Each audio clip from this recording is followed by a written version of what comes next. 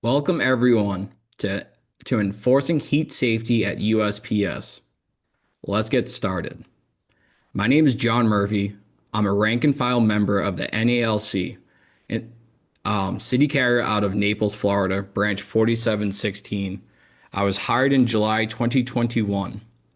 Also, I'm a co-host to the Next Generation Carriers podcast. I don't have to tell you that heat is a serious safety issue at USPS. Temperatures are hot, and with climate change, it's getting hotter. USPS management pays lip service to working safe while they constantly push workers to work faster. We need to practice collective action, not collective fear. We need to start writing grievance statements and empowering ourselves and coworkers to be brave and vocal.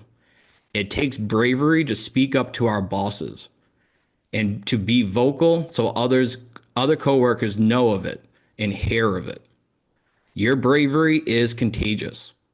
Our bosses, if they could, create standards on how many sips of water we could take in a given day if they could, but we're a union. It's up to us to enforce our contract and to protect each other. If you're not a member of the NALC, I urge you to join. Your voice matters.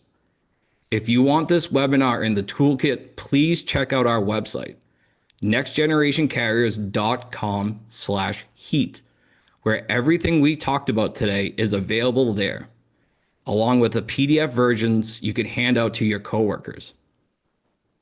Also, if you're interested in being in these live streams, please subscribe to our monthly email list, nextgenerationcarriers.com/email.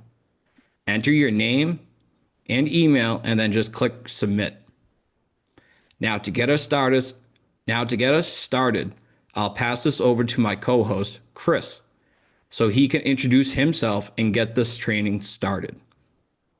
All right. Thank you everyone for being here. We appreciate the audience, everyone on who's listening for the first time on Facebook. This is a big deal for us. Hopefully it goes according to plan. All right, so everyone here. So we're just gonna ask everyone for their title, their position, what local, how many years you've been a carrier, and your podcast to give it a plug. So I'll start. My name is Christopher Sampieri. I'm the legislative political director for Branch 18 in southeastern Massachusetts. I've been a carrier for 8 years right now, and I'm from the Next Generation Carrier podcast. Up next is Corey, if anyone knows. Hey, yeah, Corey Walton, Branch 4, Nashville, Tennessee. I'm a city letter carrier. I'm the secretary of my local branch. I've been delivering mail since the early 90s as a city letter carrier, so about 32 years now, maybe 33. And I do host a podcast. It's called From A to Arbitration. And I've been doing that for about 3 years, and it's strictly educational. So, Awesome. Thank you very much, Corey. Up next is Richie Ray. Thank you for having me, everybody. My name is Richie Ray from Branch 41 Merge, Staten Island and Brooklyn, New York. I'm the second vice president. I have 25 years in the job. I started as a rural carrier for 1 year, so I know both sides a little bit. I have a podcast called Hot House with Richie Ray because I'm always in the hot house. I always get into trouble. And you can email me at hothousewithrichieray@gmail.com. Awesome. Thank you very much. All right. Up next is Alan and then Michael. Hey everybody, my name is Alan Gegax. I am the host of the Classes of Mail podcast. I've been a city letter carrier for 19 years, and you can reach Classes of Mail at classesofmail@gmail.com. All right. Michael.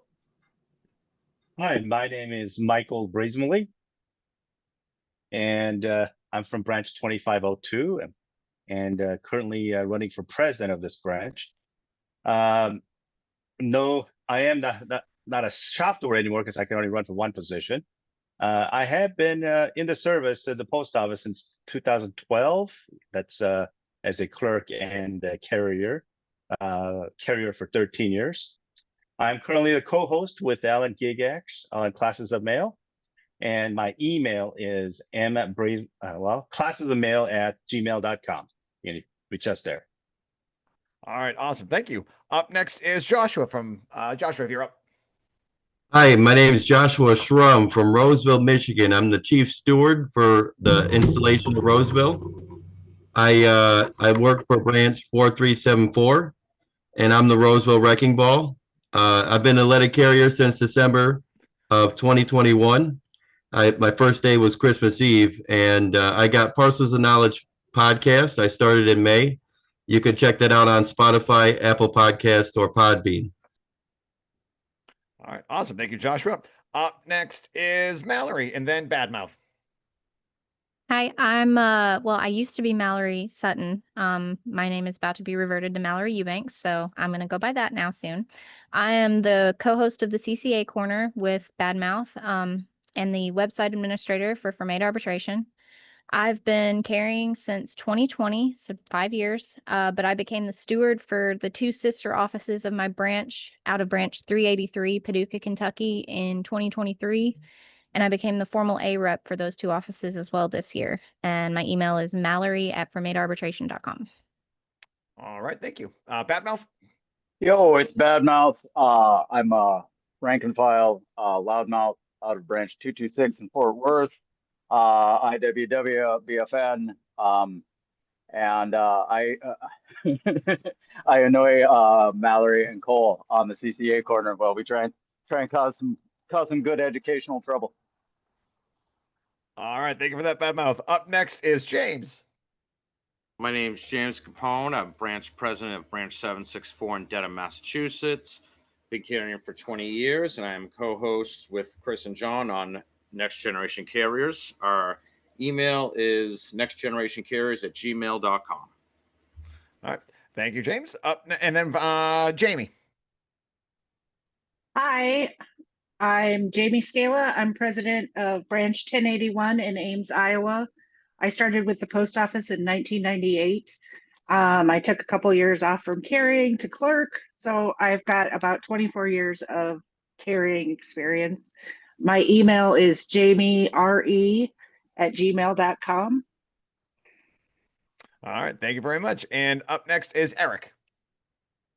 Eric Salazar, been carrying for about 10 years, branch president, branch 913 in Western Colorado. We cover a good chunk of Western Colorado from Vail to Montrose, and I'm located in Grand Junction. So thanks for having me, everybody. Thank you very much. We got one more left. We have Elliot. Elliot. Hey, I'm Elliot Simmons. I come out of branch 957, Mandan, Bismarck, North Dakota. I'm just a city letter carrier, and I don't really use my email, but if you need to contact me, get on the From A to Arbitration Discord, and you can find me on there. All right, awesome. Thank you for that. All right. So thank you, everyone. This is clearly the all-star team. Someone called it the Live Aid of Postal Podcast. Thank you for that, Gus. If Queen shows up, we'll play some Bohemian Rhapsody out. That'll be great. We're really going to be, this is great. So, and personally, I just want to thank John. John is the one who really put this together. So John, nice job on this, man. You did a great job, brother. All right. So, maybe more of a bit of a somber note. We have President Eric here to talk a little about what happened recently with his branch. So Eric, if you'd like to talk a little bit about what happened. Yeah. First off, I feel a little out of place going before Manny, but I will take it. So, no, unfortunately, on May 30th, we had a carrier of ours, Dan Workman, 59 years old, pass away on his route. Dan had been a carrier for about 9 years as a regular. He was a CCA for about 18 months prior to that. He'd been on the same city routes since he's made regular. So 9 years, 8.5 years, he'd been on City 8. It was a monster route. It was between 14 and 16 miles a day walking, depending on your mail volume. If you had a every door direct, it was a 16 mile walking route all day long. Dan, we find out later on that Dan went stationary at 413 on May 30th. He had parked at his last loop of his route for the day at 408. Started his loop, went stationary at 413. At 6:02, a CCA called the station manager phone or the station phone and asked, obviously, hey, I'm done. What do you need me to do? The 204B that was closing at the time sent the CCA, who was our newest CCA, 22-year-old young woman, to go check on Dan. At some point, she had noticed that Dan had went stationary at, like I say, 4:13. This was at 6:02 p.m. When she arrived on the scene, she parked behind Dan's mattress. And just as she arrived there, she could see a Good Samaritan waving her down. When this was all happening, a sheriff's deputy pulled behind her. The CCA and the sheriff's deputy walked up upon Dan, who was laying in the yard. The CCA called back to the office at 6:08 to report what had happened. The paramedics arrived and were working on Dan. I arrived on scene about 6:30. The paramedics were still working on him. They pronounced Dan dead at 1929. In the email I got from the coroner, they did figure it was closer to the 4:13 when Dan went stationary when he passed. Dan was a diabetic. It was our first hot day in Grand Junction that day. The coroner report came back as saying the cause of death was natural. I'm no doctor. You're diabetic. Dan did suffer, looked like some hypertension after reading the autopsy reports. It's hard to say he didn't contribute to that factor. That was, like I say, our first hot day here in Western Colorado. It was 94 degrees that day. Today I got home. Actually, Dan's celebration of life was today. So I just arrived back from there and I got home and it's 105 degrees at my house. So Dan was a good man. He was, you can set your watch to Dan. That day he was due to be back at the office at 4:30. Roughly, that would have made his 8-hour day with his lunch. Dan did not put in a 3996 that day. At least it was not provided to me in any of my information requests. Dan, being diabetic, was really vigilant with letting management know when he had issues and anything like that. And that did not happen this day. So it was very unfortunate. It's been a very rough case that we've had here.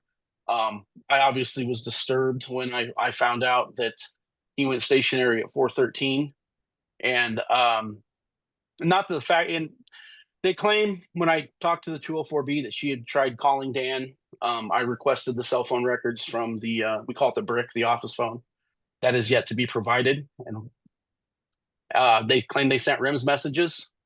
In the information I received back, there was no RIMS messages that day sent to Dan. The day prior, we did have a CCA here, a different CCA, who had a firearm pulled on him 11 o'clock in the morning while on a parking loop. Looking at the breadcrumbs and talking to the 204B, she noticed that the breadcrumb, everybody here has probably seen some breadcrumbs. When you're stationary for a while, it keeps pinging and licking in one spot. And when she talked to me, she's obviously upset that she thought, well, Dan looked like he was on a break going in somebody's house, like, because it kept pinging in the front yard and everything like that. I didn't say anything to her at that point because she was pretty upset. But as we all know, that's pinging, is trying to find you. And I was a little disturbed that if you thought somebody was going into somebody's house on a route, we shouldn't be going into a private residence on our route.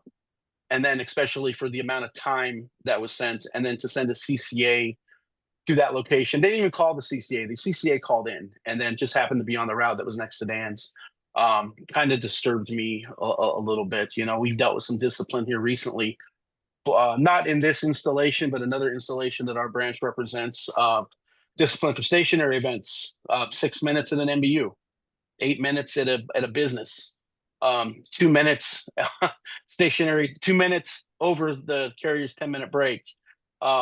And then this carrier laid in a yard for almost 2 hours before anybody found him. When I arrived on the scene, I thought maybe the house was vacant because the lawn was overgrown, and the way Dan had fallen, he was behind a overgrown bush and tree. So unless you walked up upon it, you wouldn't have really necessarily have seen Dan. Dan was a hell of a mail carrier. He had 2 older brothers that had retired from the Postal Service. His brother Lauren carried for, I want to say 25, 30 plus years. Unfortunately, Lauren passed away a few years ago.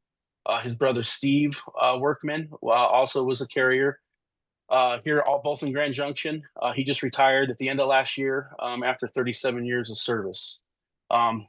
Dan was just a really good guy. I mean, he never, you could set your watch to Dan, return into the office. He'd do whatever management would ask him. He would call me quite often and complain. In fact, the weekend of Memorial Weekend was his long weekend, and he was upset that they were mandating him on or bringing him in on Saturday of his long weekend. And he chose not to go in that weekend. He went fishing and playing golf with his brothers. And the last conversation I had with Dan was the Thursday before he passed on that Friday. And I thought he was calling me to schedule that investigative interview for him not coming in to work on Saturday. And it was him to call and say, hey, you know, these guys, they called me Saturday morning telling me I don't have to come into work, acting like they were doing a favor. So I was kind of happy that Dan took that last weekend after what happened and went and spent time with his brother and his sister and went fishing and playing golf. That those were two things that he enjoyed doing. And he was an avid outdoorsman, which we have here in Western Colorado, you know, hunting, fishing, off-roading, golf. And Dan, I believe Manny's played golf over here in Redlands Mesa. I've heard that he really enjoyed the state convention we had a while back. I'm Dan's death was real natural. Was it heat related? I'm not a doctor, but hard for me not to think that it wasn't a contributing factor to his health things. And you know, and my biggest thing is I feel like the neglect of management, what they did to Dan that day, to lie in that yard for almost 2 hours, and there wasn't a red flag. I mean, they spotted, you know, we're at the bathroom for 15 minutes or at gas station, you know, we get questions, and then at some point they did realize that there was an issue, and they send a CCA. Nobody, I mean, I don't know of many people that have been stationary for that length of time and it's not been a problem of some sort. And then, you know, having a carrier that recently, just 24 hours prior, had a gun pulled on him. You know, was Dan mauled by a dog? Was he bleeding out in the yard? Was he being held hostage? I mean, if the 204B thought that the carrier, you know, Dan was in a home, a little disturbing, bothered me, a little bit neglectful. And then I find out the Monday, like I say, he passed away on May 30th. That was a Friday. That Monday, I get a phone call from the lead clerk, and he says, hey, make sure you guys request Dan's employee alls. And I go, well, yeah, of course. I mean, that's, you know, first thing you do. And for me, in an information request is request an employee everything. And I go, why, what's up? And he goes, well, they clocked Dan out in 8 hours that day. You know, we've always joked, hey, you know, if you die on the route, they're going to clock you out, you know, before. And they actually did it. They actually clocked him out at 4:30 in the afternoon. I was on scene. They were performing CPR on him till almost 7 o'clock. And I, you know, saw him, covered the body. Needless to say, I sent a pretty nasty email to the managers in charge, and they went in and adjusted the time and clocked him out appropriately. But just because you didn't take the cookie out of the cookie jar doesn't mean that, you know, you didn't get caught with your hand in there. They made the excuse that oh, it was an oversight. Well, how often do we have somebody die on a route like that? Not very often, you know. And then that day too, we had no managers or supervisors that were actually on the clock that day show up. We had 3 that did. 2 of them were on annual leave and just came because they were concerned. And 1 just happened to live close by and came over. So, you know, they're not all, I'm sorry, I'm just going to say it. They're not all scumbags. Some are. The 2 that were on annual leave were there that were pretty upset, and, you know, and they took time away from their families and ran over to see what was happening, did what was right. And obviously they were all at the celebration of life today. So that's our story here in Grand Junction. It's been kind of rough. A lot of angry carriers. You know, people think Colorado, they think snow and mountains. Well, here in the Western Slope, we're in the high desert area. Like I say, it's 105 when I got home, you know, at 5:15 tonight over here in Western Colorado. This heat's no joke. And that day that Dan happened to pass, while it was not heat was not ruled a factor, it was our first hot day. Could it contributed to Dan's health problems? Maybe. I'm not a doctor, but Dan was, you know, he carried that around a long time. He knew how to take care of himself. You know, he carried snacks with him. He carried water. It does look like he might have been dehydrated. On the electrolyte report of the autopsy, there's some numbers. I was trying to get some help before I came on here to confirm that. I didn't get that through a doctor, and I didn't want to speculate, but it looking like he may have been a little dehydrated. But I want to thank everybody for having me on and let me talk about Dan and the situation that happened here. So I appreciate everybody listening to me and our story, and I appreciate everybody for taking time on a Sunday to be here and putting up a fight. And I'm gonna let everybody go and enjoy the rest of the Zoom meeting. John, thank you very much for letting me come on and talk about Dan. So everybody have a great week. Stay safe out there and stay cool. Thank you. Wow, thank you for that, Eric. That was heavy. Jesus Christ, that's hard. Yeah. So moving on to someone who's and we're very honored to have here today. Manny Peralta, who is the NELC Director of Health and Safety. Couldn't think of a better lead-in. If there's one person who's looking out for us up at National, it's this man right here. So Manny, I'll hand it over to you, brother. Well, thank you very kindly for those words. I appreciate it. Before I go into what I wanted to cover, I want to touch on what Eric just shared. In the autopsy that Eric shared, I looked at it and their doctor says there are still blood work items that have to be determined that may or may not go to the matter of heat. So that's still pending. With that, I am going to make an effort to share a screen. Let me know if I got the screen up. Let me know, guys. Okay, so if you're not familiar with the material that I put together and deal with, I ask all of you to get very familiar with the NALC website so you can navigate your brothers and sisters to the information that's available for them. Since 2012, I have been pretty aggressive fighting the matter of heat safety and trying to promote as much as we can and get the employer to do more. A lot of times we meet with just a lot of resistance because it's too costly.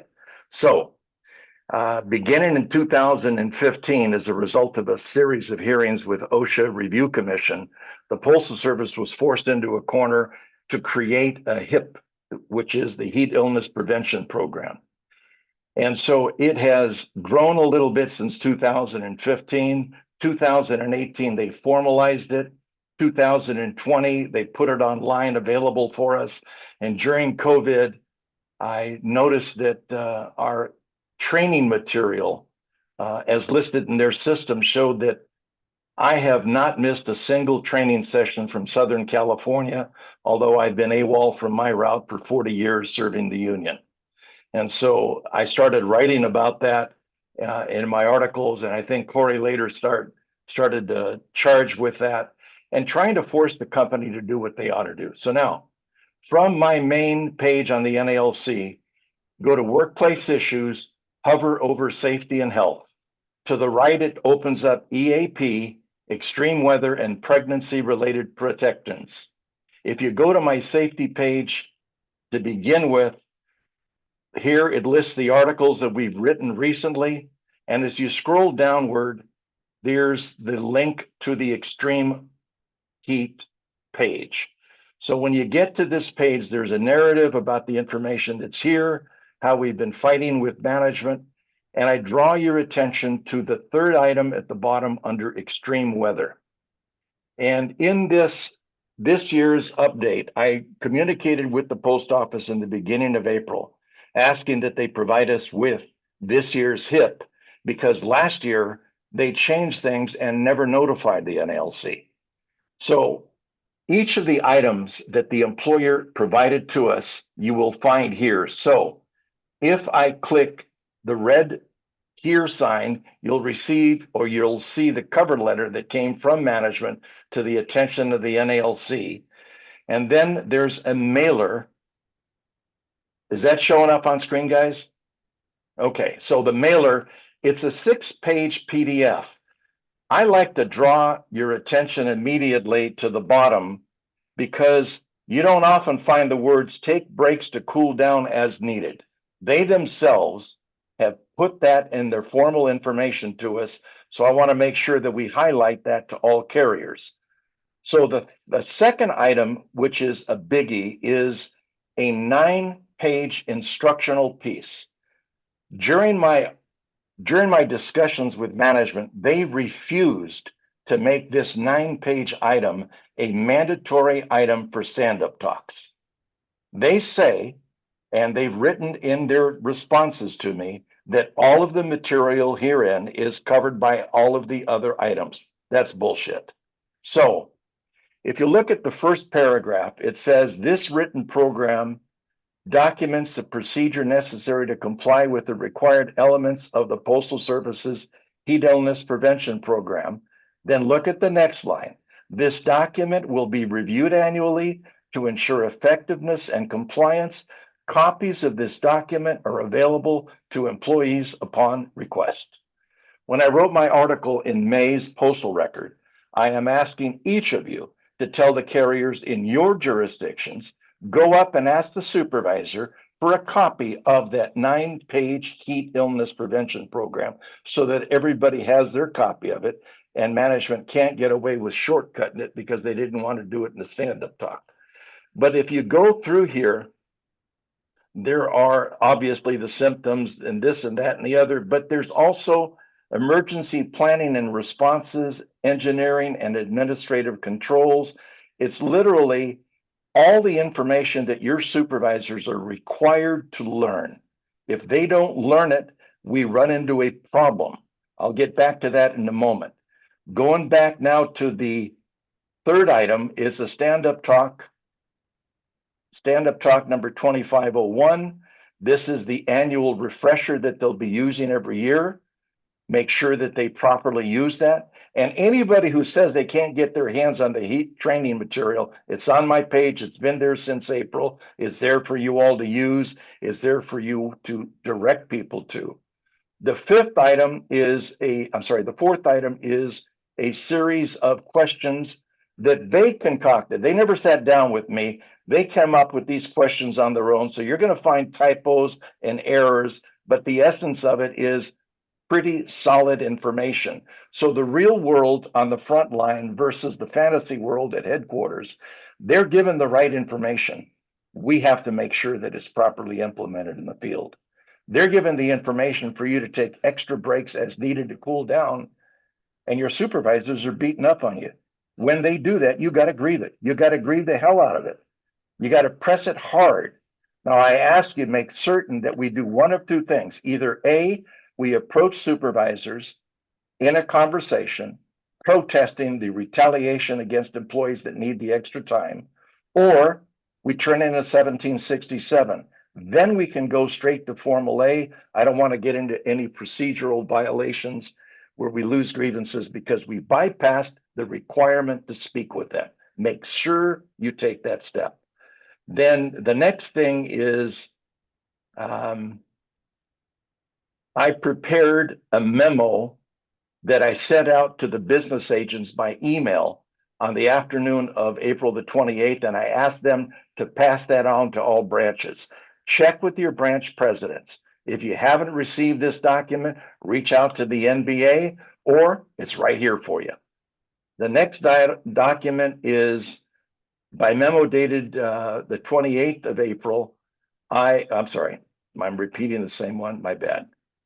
The next one, on May 7th, the Postal Service responded to inquiries that I had posed to them based on the material as I read it, where I was trying to get them to agree to do the 9-page HIP, and they refused to. And then my communication to the field advising everybody of what we should do. These pieces are all there for you. The bottom line is read the material, understand the material, make sure that management at every single installation has trained every single employee and that the supervisors themselves know how to deal with it. Now, we've had some problems in the past that has required us to suggest what needs to be done in terms of management's behavior. Here's OSHA citations relating to heat safety. These 5 citations are the ones that survived the challenge before the OSHA Review Commission, the OSHRC. What's important, I think, is this citation out of Des Moines, Iowa, was issued back in 2015. It took a while to get to trial. When it got to trial, the judge overturned it. After the judge overturned it, it was appealed to the OSHA Review Commission. The OSHA Review Commission revived a portion of it. The portion that it revived was the supervisor in Des Moines, Iowa, had not been trained. So when he or she got the phone call from a distressed carrier on the street, they didn't know what to do. So they had them drive back to the office. And that carrier describes during her testimony that she was throwing up out the window on her drive back to the office. And the OSHA Review Commission found that supervisor should have been trained and wasn't trained, although the company has a process. Since that trial and since that review by the full commission, this citation is citable. It doesn't, quotes, become precedent setting in any office other than Des Moines, Iowa, but it can be used to support your grievances over your idiot supervisors not being trained to protect you from the heat. So I think the most important thing that I can cover in the few minutes we got is read all the material, dissect the material, deal with it, and make sure that all of our carriers are aware of it. Now, I want to make one comment, and this is on M1860. If you remember M1860, it was the settlement between the Postal Service, OSHA, and the NALC over what happened in Independence, Missouri on the death of John Watzlawick on July the 24th of 2012. If you read this document, it says, while this agreement applies solely to Independence, Missouri, too many people have misapplied the intent of that settlement. When President Rolando settled that with management, the intent was they withdraw their challenge in the Eighth Circuit Court of Appeals, leaving an agreement that the employer does have to have a safety program. So if you read that passage, the parties recognize that heat-based abatement is an essential element of on-the-job safety for city carriers in all locations where city carriers are exposed to excessive heat. So use that only to prove by settlement that every place that we're exposed to the heat, they have to have a HIP. So that's an Article 14 and Article 15 citable basis. And so with that, I open to any questions if you have any. All right. Thank you very much for that. I think we're going to hold for questions until the end. But Manny, if people want to reach out to you, what's the best way they can contact you? I have a secret email that's on my website that's called peralta@nalc.org. All right, awesome. Thank you very much. At the end, we'll have, I'm sure we have plenty of questions, and we'll, if anyone knows that secret code, you hear to hear first from us here. All right, so thank you very much. All right, mum's the Thank word. you. All right, awesome. Thank you very much. Moving on, we have some summer tips and tricks from Jamie. If Jamie would like to talk a little bit about how he's been going around, maybe give us some advice on how we can survive this summer, literally. Can you hear me okay? Yes. Can you hear me okay? Okay. Hi. Thanks, Chris. Thanks for having me on.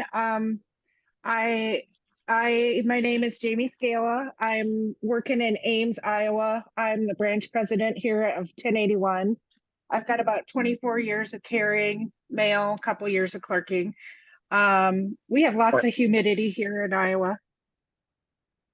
So yeah, we deal with the heat and the winter. So some of my tips in dealing with the heat are I just went to the pretty basic stuff, what I do every day. And after a while, it just becomes habit. You just do it every day. It's like brushing your teeth. Make sure you get your sunscreen on. There's an awesome Banana Boat has a cooling sport sunscreen that you can use. Use that. It's a sport one, so you can, but you still do need to reapply that throughout your day. You're going to sweat it all off. And don't forget your ears and your face. Make sure you have a breathable hat. I have a it's a fishing shirt I got from Sam's Club. I am not afraid to wear men's clothes. And it was on sale. So it was great. It's lightweight and I wear it under my polo. So it's got long sleeves and it even has a hood. So I can wear that instead of the hat some days. Make sure your clothes are loose fitting. Yeah, it's not, I mean, it's just for comfort and it helps you out throughout the day to cool off a little bit more. Um, Undergarments that wick moisture or stay cooling. There's a lot of good materials out there now that are a lot um, easier to use and helpful, make you a little more comfortable. Gold Bond has a cooling powder or a baby powder for chafing.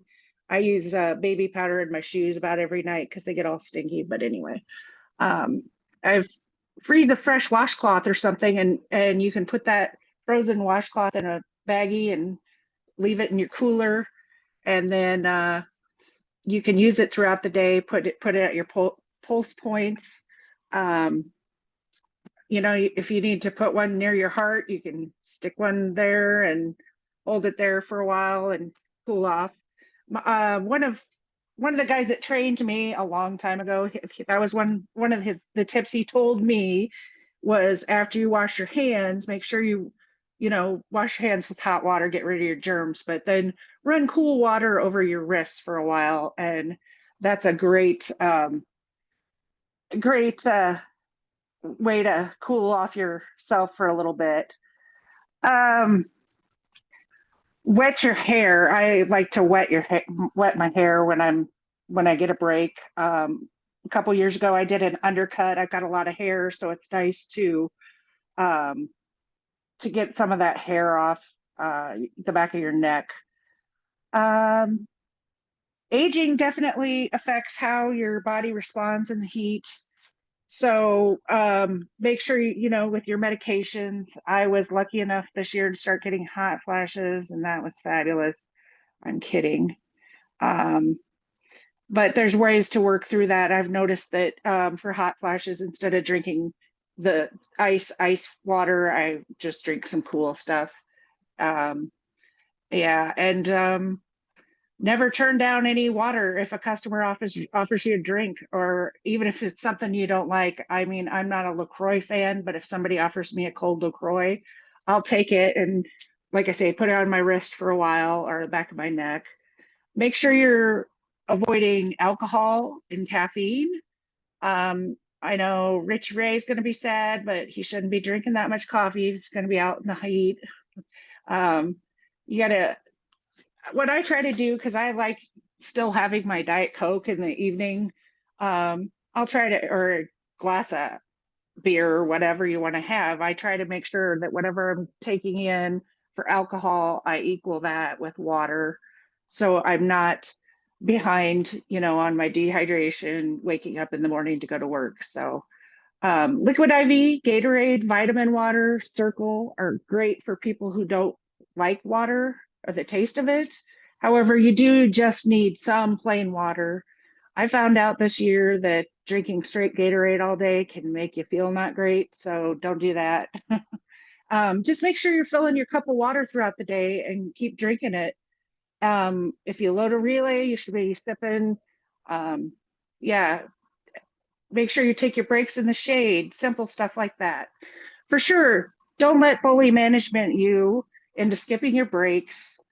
And if you feel any heat illness symptoms at all, call 911 or someone. I'd rather err on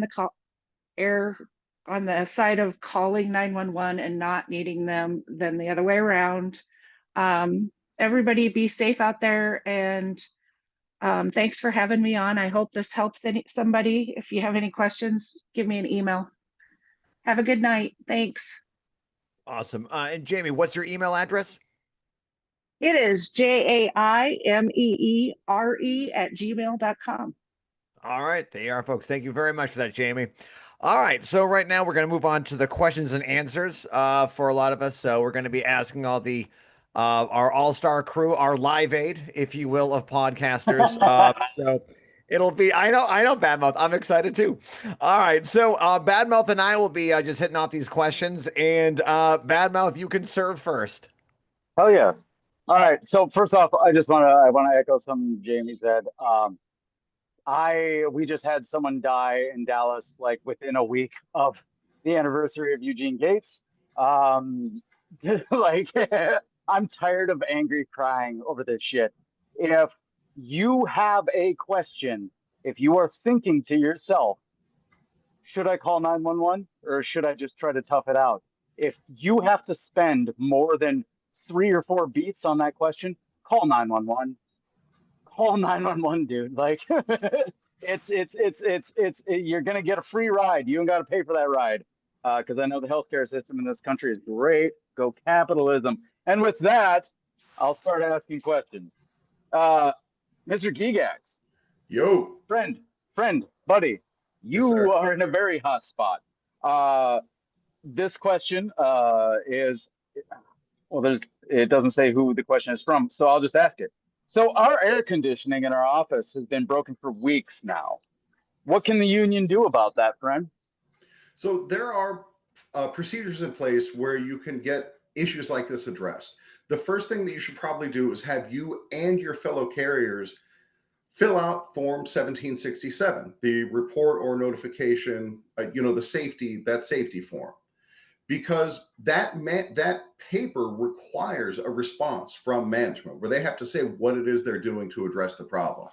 And that paper comes in multiple copies. Some of those copies get sent up to higher levels where they're going to see if the supervisor says, oh, I'm just ignoring the problem. Issues that are brought to management's attention on the 1767 are supposed to be addressed right away. You should get an answer back by the end of the day of what management is doing to address that problem. But there are other avenues that you can take. So the 1767 is your foundation that shows, yes, we brought this to management's attention. Yes, they know that it's a problem and they're not doing anything about it. Beyond that, I actually learned from my custodian, who is our de facto building manager, that there is an escalation process right now for air conditioning related issues, that they can take it directly to higher levels of the maintenance system, and it's supposed to get kicked right to the front of the line to get addressed. So that should be happening. And if you don't get satisfaction there, then hopefully your union president can talk to somebody higher up in the post office, because obviously this has to be addressed. It can't go on. And frankly, if they still don't do anything about it, go directly to OSHA. This is Manny. Can I add to that? Please. Sure. If you look at the document I refer to, the engineering controls, right here, the bullet point that I have highlighted, an escalation process is put in place to prioritize all requests for HVAC repairs and temporary abatements. So far, in every situation where we have addressed that stuff, the employer has responded promptly. Most recently, last week in New Jersey, out of Branch 38, they put temporary air conditioning in the facility the next day. So use their own administrative controls to assert this is what they've committed to, and it's not just to keep OSHA off their back. All right. Motion to let Manny jump in whenever he wants on this. All right. Second and passed. All right. We're all in favor. Congratulations, Manny. After that you talk, just go. You're ready. This is awesome. All right. Yeah. If Papa Peralta wants to just hop in on this shit, like I think everyone's happy about that. Right. If we got Michael Jordan here, he's not going to be handing out towels. All right. He's going to be up there shooting three. All right. So that's it. We got Jordan here with us tonight. All right. Next question for Richie Ray. And also, these are questions that were actually real questions that we dug up from CCA. So this is where they're all from. This is the question. Question for Richie. Is there a standard temperature for USPS? Past few days, the air conditioning was turned down and we were all sweating like animals. Rumor has it, management thinks we will race to get to the street if it's hot. Total assholes. Well, they are assholes, so I don't think we're going to debate that. I did some research on this, and OSHA does have some specific standards requiring temperatures of the office is the range of 68 degrees to 76 degrees. However, the guidelines does not apply to all facilities, but I got a story to tell you. It's really nothing really written in stone. Maybe Manny could correct me after I'm done, but I do got a story. I got a station in one of my installations here at Branch 41 that the air conditioning has been broken for 12 years. And what they do is they bring in portable air conditioning in every year, and they do it in June. For some reason this year, they just were not doing it. While we were at the New York State Convention, somebody, one of the carriers, called OSHA themselves, didn't give their name, and filed a complaint. And OSHA asked for an investigation at safety in the district, and the very next day they put portable air conditioning in the facility. So the bottom line is, if it's too hot in these offices, to file a complaint with OSHA. It does work. We see it work. That's the bottom line. Okay, if it's 105 degrees outside, it's going to be 110 inside without air conditioning. It's common sense here. I know the post office don't have common sense, but OSHA works. My experience, look, there's times they do fail. I think it just doesn't go our way, but it does work. Do not fail to use OSHA, and also file the grievance. Bottom line. May I jump in? Yes, sir. All right. Does everybody see what I have on screen here? Yes, sir. This is a memorandum from OSHA that's dated February of 2003. It's what's called an interpretation of the rules and regulations. They declared back in 2001 that indoor temperature is a matter of comfort, not safety. So be real cautious, because you don't want OSHA to support management's conduct. If you got temperature that's hovering below 80, yeah, it's uncomfortable, but it's not, in OSHA's eyes, unsafe. It's a matter of comfort versus safety. Make certain that we refrain if you can, because OSHA is not going to be helpful to us during this administration if we abuse what we should do. All right. Thank you for that, Manny. All right, so I think our next question is for Mallory. Mallory Eubanks? Yeah. Hey, Miss Eubanks. By the way, I appreciate your podcast. Hey, I appreciate your podcast. All right. So management did a stand-up talk, air quotes, informing us that we don't need that many bathroom breaks. Because I'm sorry, I can't read this with a straight face. Informing us that we don't need that many bathroom breaks because they get marked as stationary times. He mentioned how we just sweat out the water. Do we need permission to use the bathroom?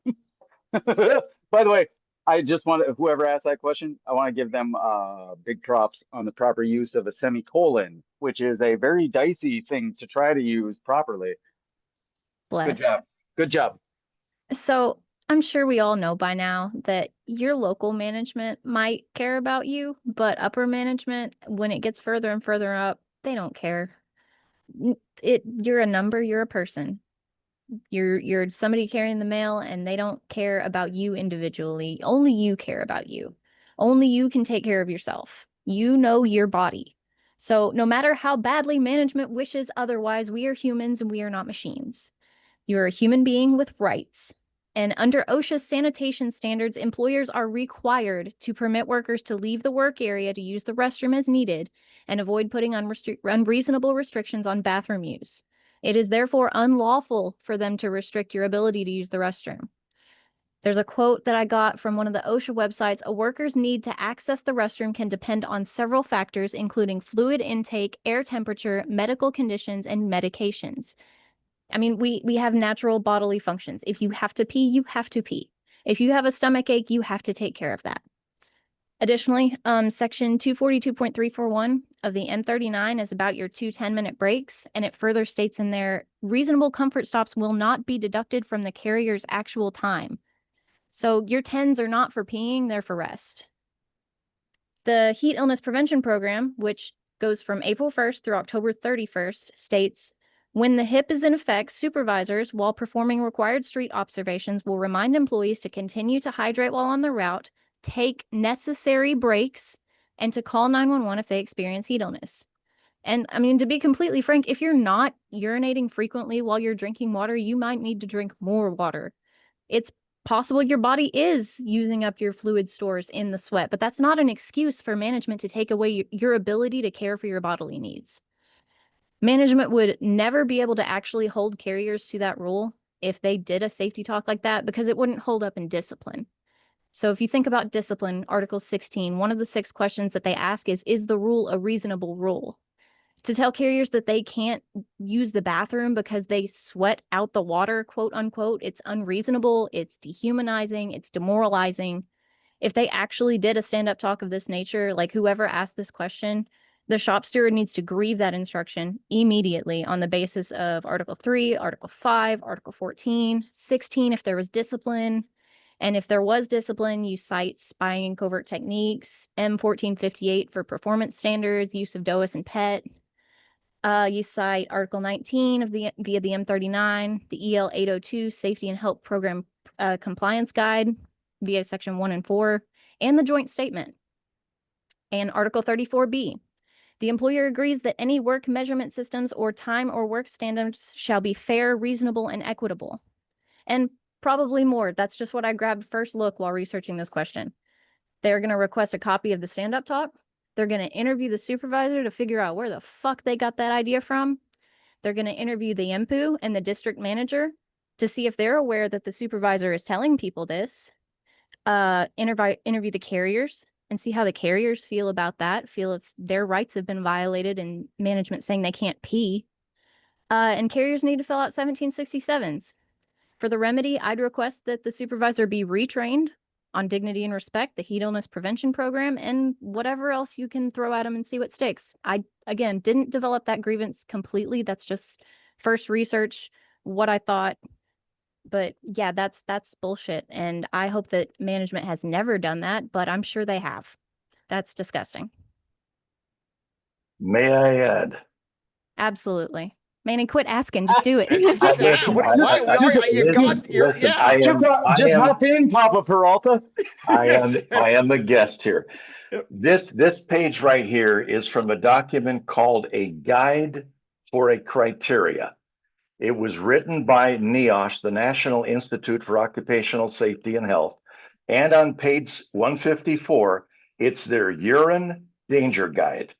The darker your urine is, the more susceptible you are, the more in harm's way you are. So if we are not peeing after we drink, we'll never know whether or not we're hydrating enough. So use this if you have a carrier that is distressed or being challenged on the ability to take the necessary pit stops. Awesome. Thank you for that. All right. Oh, Batmouth, you got the next question. Sorry. Yeah. No, you're good. You're good, buddy. Yeah, and also if your piss is super dark after you experience a heat episode, that could be evidence of muscle death. And you want to be screened for that if you're already in that hospital bed, because that's obviously not great. It's rhabdomyolysis. Oh, thank you so much. I was trying to remember how to pronounce that. This is why Mallory and I work on a podcast, because I was just gonna make up a name and that wasn't gonna be proper. Okay, so Elliot, sir, I got a question for you, and this question is quote: management gave it stand-up talk saying carriers aren't allowed to wear UV protection / compression clothing anymore. How do you fight back against that? Okay, yeah. first off, where the fuck do they come up with this shit? Like what supervisor's actively saying you can't wear this stuff, guys? I'm a redhead. I don't know. It All comes from 204B medical school. There you go. First off, as long as the clothing does not have an insignia You can't wear like a giant like Nike shirt, guys. Just don't do it. They can't, if it doesn't have one of those, it's just a plain Jane. They can't disallow you from wearing protective clothing. It is your own personal PPE. As far as I'm aware, there is not a single provision anywhere where management can tell people that they're not allowed to wear PPE. That would be akin to them telling me, no, Elliot, you can't wear sunglasses. No, Elliot, you can't wear, whatever, a face mask. You can't do that. That would be akin to that. How are we going to grieve it? Okay, for one, that's a unilateral action. 9 times out of 10, management goes on the workroom floor because everyone in order it's unilateral action. There's no handbook or manual saying that they can stop us from doing this. Well, guess what? It's unilateral. Second of all, it's Article 14, and the EL 801 is going to be where you want to go. EL 801 tells management, hey, you're responsible for people's safety. You can't do things to make it unsafe. Plain and simple. We have carriers out there who have skin conditions like cancer. I know personally people who have blood pressure medication they take, and they can't have direct sunlight on their skin. So this is protecting them from that. Anytime that management is giving you an order that could possibly bring you harm, you absolutely have the right to refuse it. You do not have to jump off that bridge. All right, awesome. Thank you for that, Elliot. Up next, for another question for Michael. This is a question from a CCA. Quote, has anyone been told this bullshit at a stand-up talk that we have to notify management when we take heat breaks, even if it's a minute? I asked her, where's that written in the contract? Her reply was, quote, it's been a rule for years everywhere. It just hasn't been enforced here. All right. Well, it is a rule that you have to inform management. So if you feel that this is not a rule, unfortunately, it is a rule. It is for you to fill out the 3996 to let it inform management when you need more time. My recommendation is that if you take as many breaks as you need, you are going to take more time out on the street, and you will need to notify management why you need more time on the street. So if you're on 8 hours only or medical aid, you need to inform management that you are going over because you're going to need somebody to come out and help you deliver that mail. And so because you got to be off in that time because you're not authorized for that overtime. So you will need to report that to management. There is no such thing where it says you cannot report it. Well, I mean, if you need to take that comfort stops and you need to take heat breaks, yes, you will need to inform management that you need more time. I mean, that is something that you got to do. If you're on overtime list or whatever it is, and you put it in saying, "Hey, look, I'm an hour over or whatever, you're carrying an hour handoff or whatever it is." But if you're out and taking your comfort stops and your heat breaks, yes, they still need to inform management. Then you're going to need more time. It is a requirement that we have to inform management that we need it. Because that is where management will try to go after you, no matter what. Even though it's for heat and everything, because it takes more time, and they will use that up to saying that it's unauthorized overtime. So please notify management and fill out the 3996 when you get back to the station, saying that you took this heat breaks, and that is the reason why you went over. Okay, so you have to get authorization. 3996 saying that this is the reason, and make sure management signs it. And again, if management doesn't want to sign it, then you write refuse. If you had to bring any mail back, make sure you fill out a 1571. That is your curtail form. That 15, yeah, I think that's a curtail form. You got to fill out the curtail form and let them inform management that you brought mail back. As long as you inform your management that you brought mail back, your still will be protected and should not be disciplined, but you never know with management. And but again, protect yourself. This is your life, and let's not get the discipline for something that's put in place for a long time. Awesome. Thank you for that, Michael. Yeah, thanks, Mike. Also, I've been listening to Classes of Mail for a little bit, and I am so excited that you are now an official guest because You're a smart motherfucker, buddy. I appreciate you. Oh, thank you very much. Okay, so I got a question for Joshua, Mr. Michigan. Uh, what? So like with less mail volume in the summer, why isn't our start times adjusted to come in earlier? Can we grieve this issue? Link it to heat-related deaths and injuries? How can we fucking fight that nonsense? Because we Uh, don't sit in the AC all day sniffing our own farts. so technically, we can grieve anything, but the question is whether or not you'll win the grievance.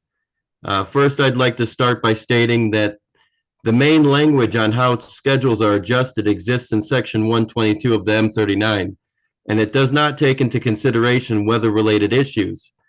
It's mostly based on mail delivery and getting mail to the cases on time.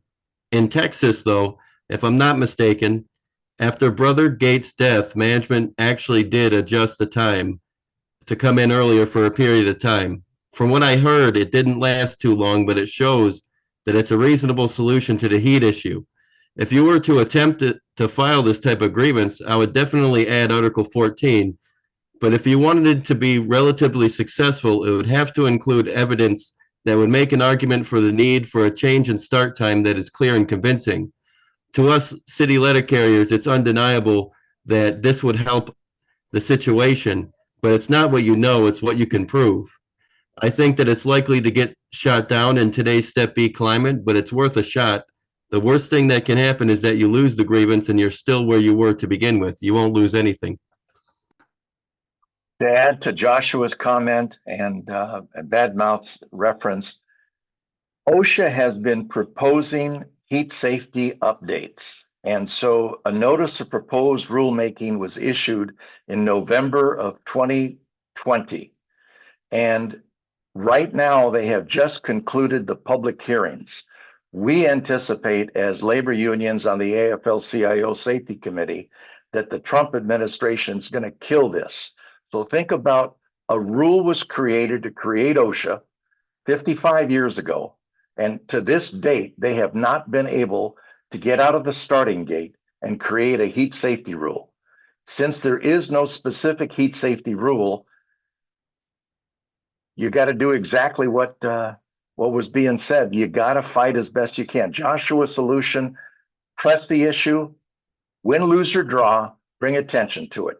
Every single chance you get, bring it up at a labor management meeting. Have a record of us discussing that at a labor management meeting or a labor management safety and health committee meeting. Document the efforts that we're making, because later, if somebody gets hurt, we tell OSHA, these are the steps we've taken in the past above and beyond what our contract requires, and they will apply the general duty clause as best they can. It's not as strong as a hardcore rule, but we're still waiting for that to get finished. Awesome. Thank you so much for that, Manny.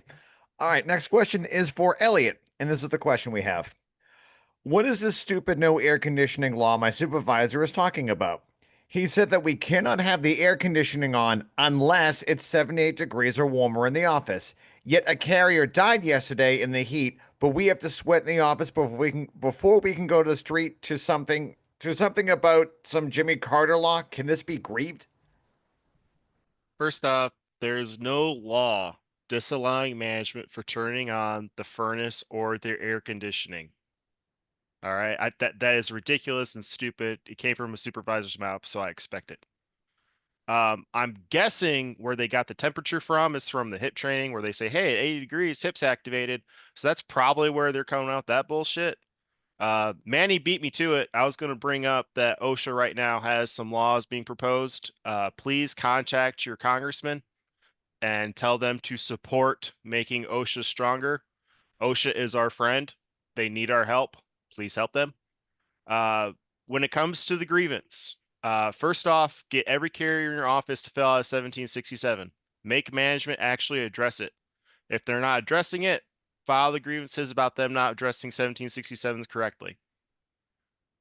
If they do address it and tell you too bad, okay, well then we have another step to make. we have to decide why they're doing it.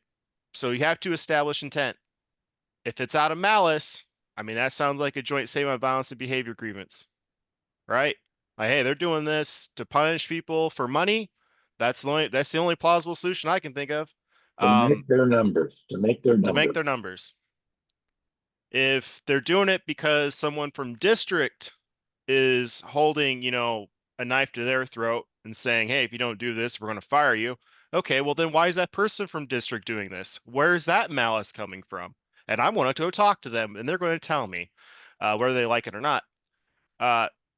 Article 14 forces management to provide a safe working environment.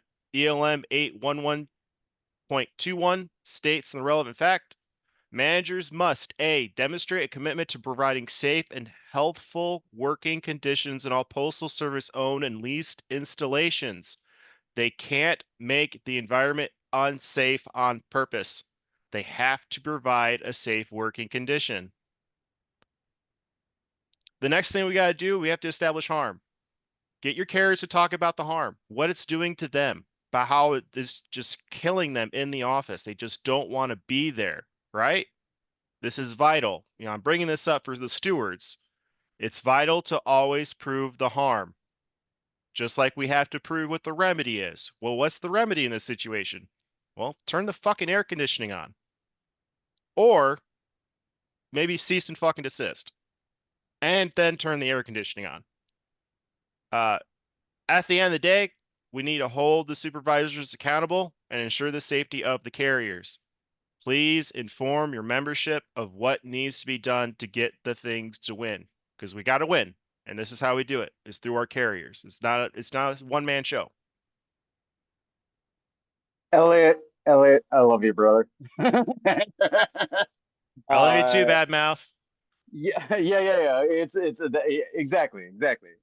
Fuck them if they can't take a joke. Light them up, and let's keep each other safe. Yeah, no. One of my favorites is how the AC is always broken in the morning and then is somehow functional when we get back. That's weird. It's weird. It's a weird coincidence. Um, I got a question for Richie Ray. The Bantam Rooster of Branch 41. So we got no ice machines, and managers aren't buying us water. Jesus Christ. What can the union do for workers? Can we call OSHA?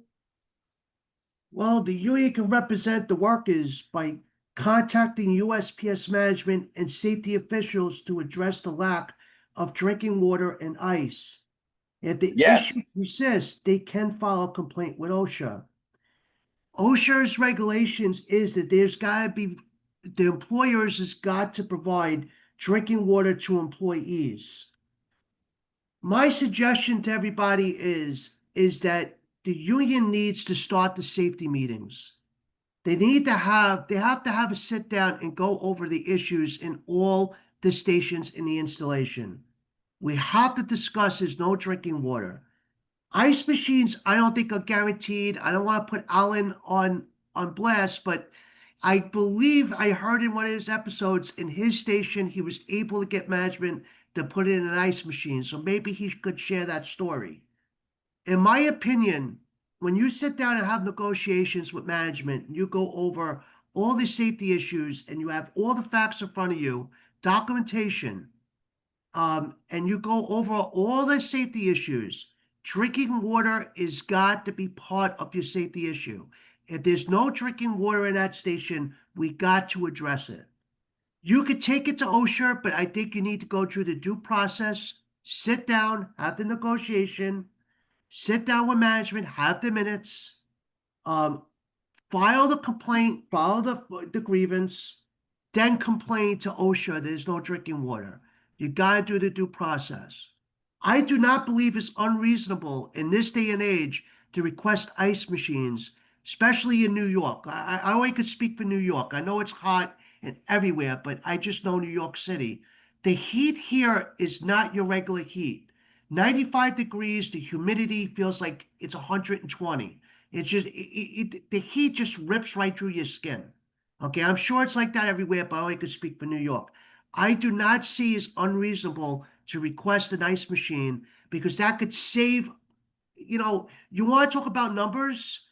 Their emergency room expenses alone is going to save us money for putting in one ice machine or two ice machines. You want to save money? That's how you could bring it to them. Not that, I want to say that money, it has to do with our lives, but you're talking to people who only care about money. So try to talk their language. I think it's reasonable to get ice machines. Is it guaranteed? I'm not sure. Okay, I'll have Manny answer that question. I don't think it's guaranteed, but drinking water must be provided. Now, I'm not talking about bathroom faucets. Drinking water has to be provided. To Richie's point, they have to provide a drinking fountain that provides what OSHA calls cool, potable water. Potable defined as adequate and satisfactory for human consumption. It's clean water that meets that need. They do not have to provide bottled water.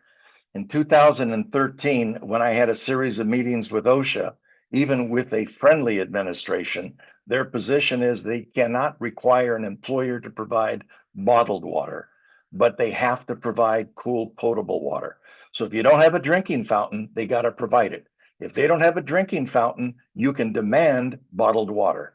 They have to provide us cool, potable water. And if you can't get it, turn in a 1767, look at that HIP information that I said. It's part of the engineering controls on the same element at that 9-page document that I covered earlier. All right, thank you for that, Manny. And I also think this next question leads directly into what you were talking about. And this question is for Alan. Question: can I do a PS Form 1767 for office not supplying water? They always have in the past. Was told that our bathroom sink and bathroom sink water is potable, which I would never use. We have a water fountain, but it's never been maintained. With all these heat service talks, you think they would be more cautious? Thanks, and be safe out there. All right. So first, basically, Manny already answered this question. So thank you for doing the heavy lifting for me, Mr. Peralta. I appreciate that. So I will say, as far as the 1767 goes, just like Manny was saying, if they're providing water for you that is drinkable, then they've met their obligation. So if there is a problem with your fountain, maybe like we had a fountain at my station for a while that the stream was so weak you couldn't get a container under it, and the sinks were too short, so there was no place to actually fill a container of water that you could take with you. So that's an issue. So management had to provide bottled water, just like Mr. Peralta was saying. So if there's actually an issue with your fountain that makes it unsafe to drink, absolutely fill out that 1767. But if that water is okay, I mean, this whole idea that, oh, I won't drink tap water, where are you delivering mail? Bangladesh? I mean, unless you're in like Flint, Michigan, dude, that water is drinkable. Most of the carriers in here, we're all old. We grew up drinking from the hose, and that's fine. So my advice to you is don't be so precious about the water you're drinking. If it's a safety issue, absolutely rip management's ass for that safety issue. But if they're providing water, it doesn't have to be fancy bottled water, just like Mr. Peralta said. Adding to the point of the water faucet, the water system, the water cooler, whatever you want to call it, if it is not clean, if it is not hygienic, if it has not been addressed, then we have failed on the front line to make the employer fix it earlier.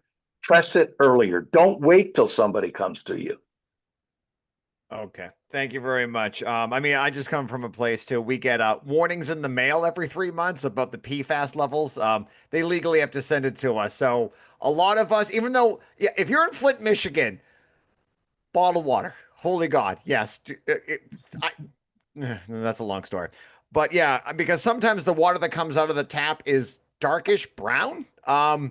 Maybe that's it. So yeah, maybe put in a water filter for that too. But yes, please write that up. Make sure the water, because sometimes in certain areas, the water is in Bangladesh and it may not be Flint, but what's like a step above Flint is where some of us are. So if you're a step above, try to put that in. Have them get a nice clean out that filter. Make sure the filter gets checked. So anyway, great. Thank you for that. And next question I got here is for Michael. This is a question we got. Quote, had a stand-up talk today while I was off, about 1 hour office time. I'm the union rep steward in my office, just looking for any advice on grieving this if they actually start pushing it. I know they had the talk today because they know I would say something.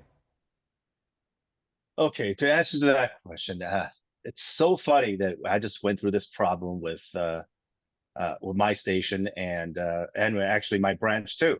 Okay, because my office management was going around telling all the carriers that times that's in the office. Okay, and that is something that a carrier and from M41 reporting requirements that it is carrier as soon as they know what the time that's going to take, they're supposed to report it to management. Okay. And but unfortunately, that is actually with the amount of mail that you're going to deliver. They don't tell you what the office time is. Okay. So the reporting requirements is for the 96, but in the office, it is only how long it's going to take in the office that you're going to take. Management just cannot tell you the time. Okay.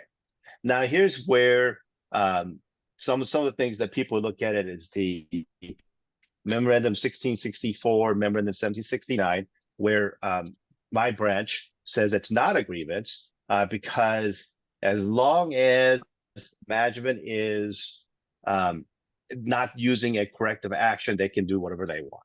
Okay. Now here's where I look at it. To me, that causes hostile work environment. Okay. Because when the hostile work environment is when the management is telling you the time, say, hey, you need to get out of the office in 30 minutes. You need to get out of the office in 45 minutes, an hour. And the carrier goes, wait, there is no way I can make that time.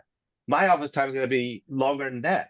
You don't have to commit to the office time because the only reported time that's 2096. So the office time, we don't have to commit to anything. Okay. And as long as we do our normal job doing the office, we don't have to commit to that. Okay. So what I'm saying is for the steward to file agreements, will be on joint committed violence and maintaining mutual atmosphere by management on the M39 section 115.4 for the no mutual respect because they're causing an argument that is not necessary because carrier knows how long it's going to take. Management is trying to force you to do it in a short amount of time. Okay. So that is where you got to file the grievance on is not because of the reporting requirement, because of them creating a hostile work environment.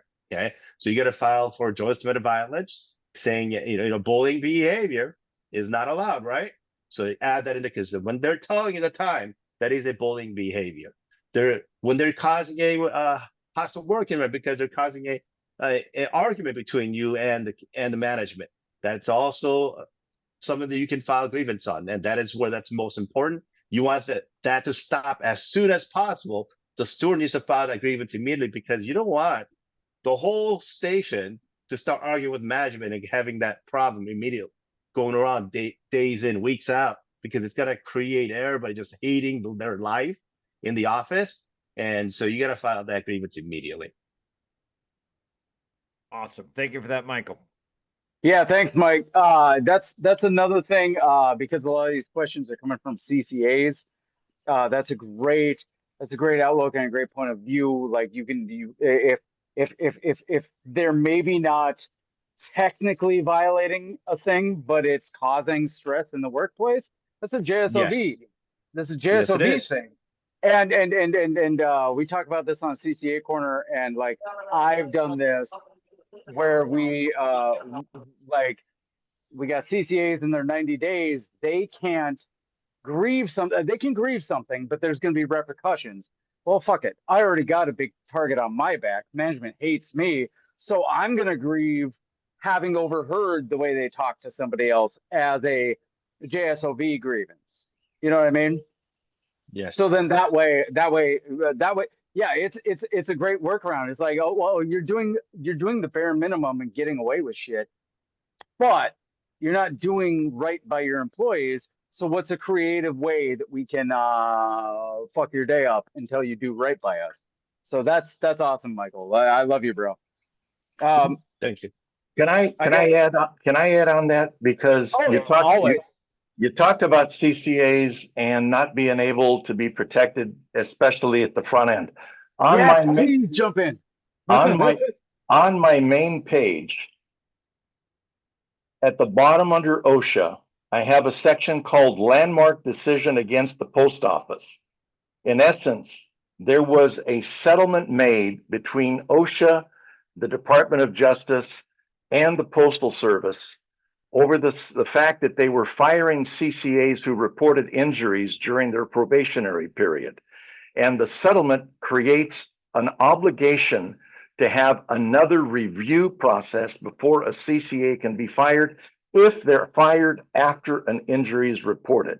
So take a look at that section, print out that page, have it available, and have that CCA file a whistleblower complaint if you have an injured CCA who reports an injury and is then fired. Force the employer to back off so that they quit intimidating our membership. Thank you. Hell yes. Thank you, Papa Peralta. I'm gonna keep calling you that, man. Like, I'm sorry. It's just it's just gonna be the thing. I got a question for Mr. Michigan, Josh.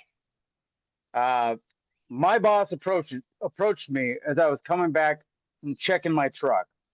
Said, "There's no mail. You're getting a 30-minute pivot, and you'll be back in 8." Now I'm stressing, and I don't know. I don't want to disappoint him. What do you say to that? All right, listen, we got to stop entertaining the idea that these routes are less than 8. You can't spell pivot without OT. That's overtime. Never stress about meeting a manager's expectations. It takes what it takes. If a management assigns you a pivot, then fill out a 3996 if you feel like you'll be over 8 hours on your assignment plus the pivot. If you do not, at the very least, communicate with the office from the field that you will be going over 8 hours and ask for further instructions. Too often, we feel stressed about meeting management's expectations, but we can't let that distract us from working in a safe and precise manner. Do your job the way it's supposed to be done. Take as long as you need to take. Especially out here in the heat, we need to make sure we're hydrating and taking comfort stops. And if at the end of the day, you in fact do not have undertime, you need to ask management for further instructions on how to handle the remaining mail they've assigned you. I can't say this enough. You can't spell pivot without OT. And never ever let management stress you out. They are temporary, and make sure to file a grievance if they harass you about not meeting expectations. Awesome. Great response. Love that. All right. Question we got for Elliot. Here's the question we got. Quote, we received a scanner message this morning stating, quote, take your authorized breaks in a shady area if possible.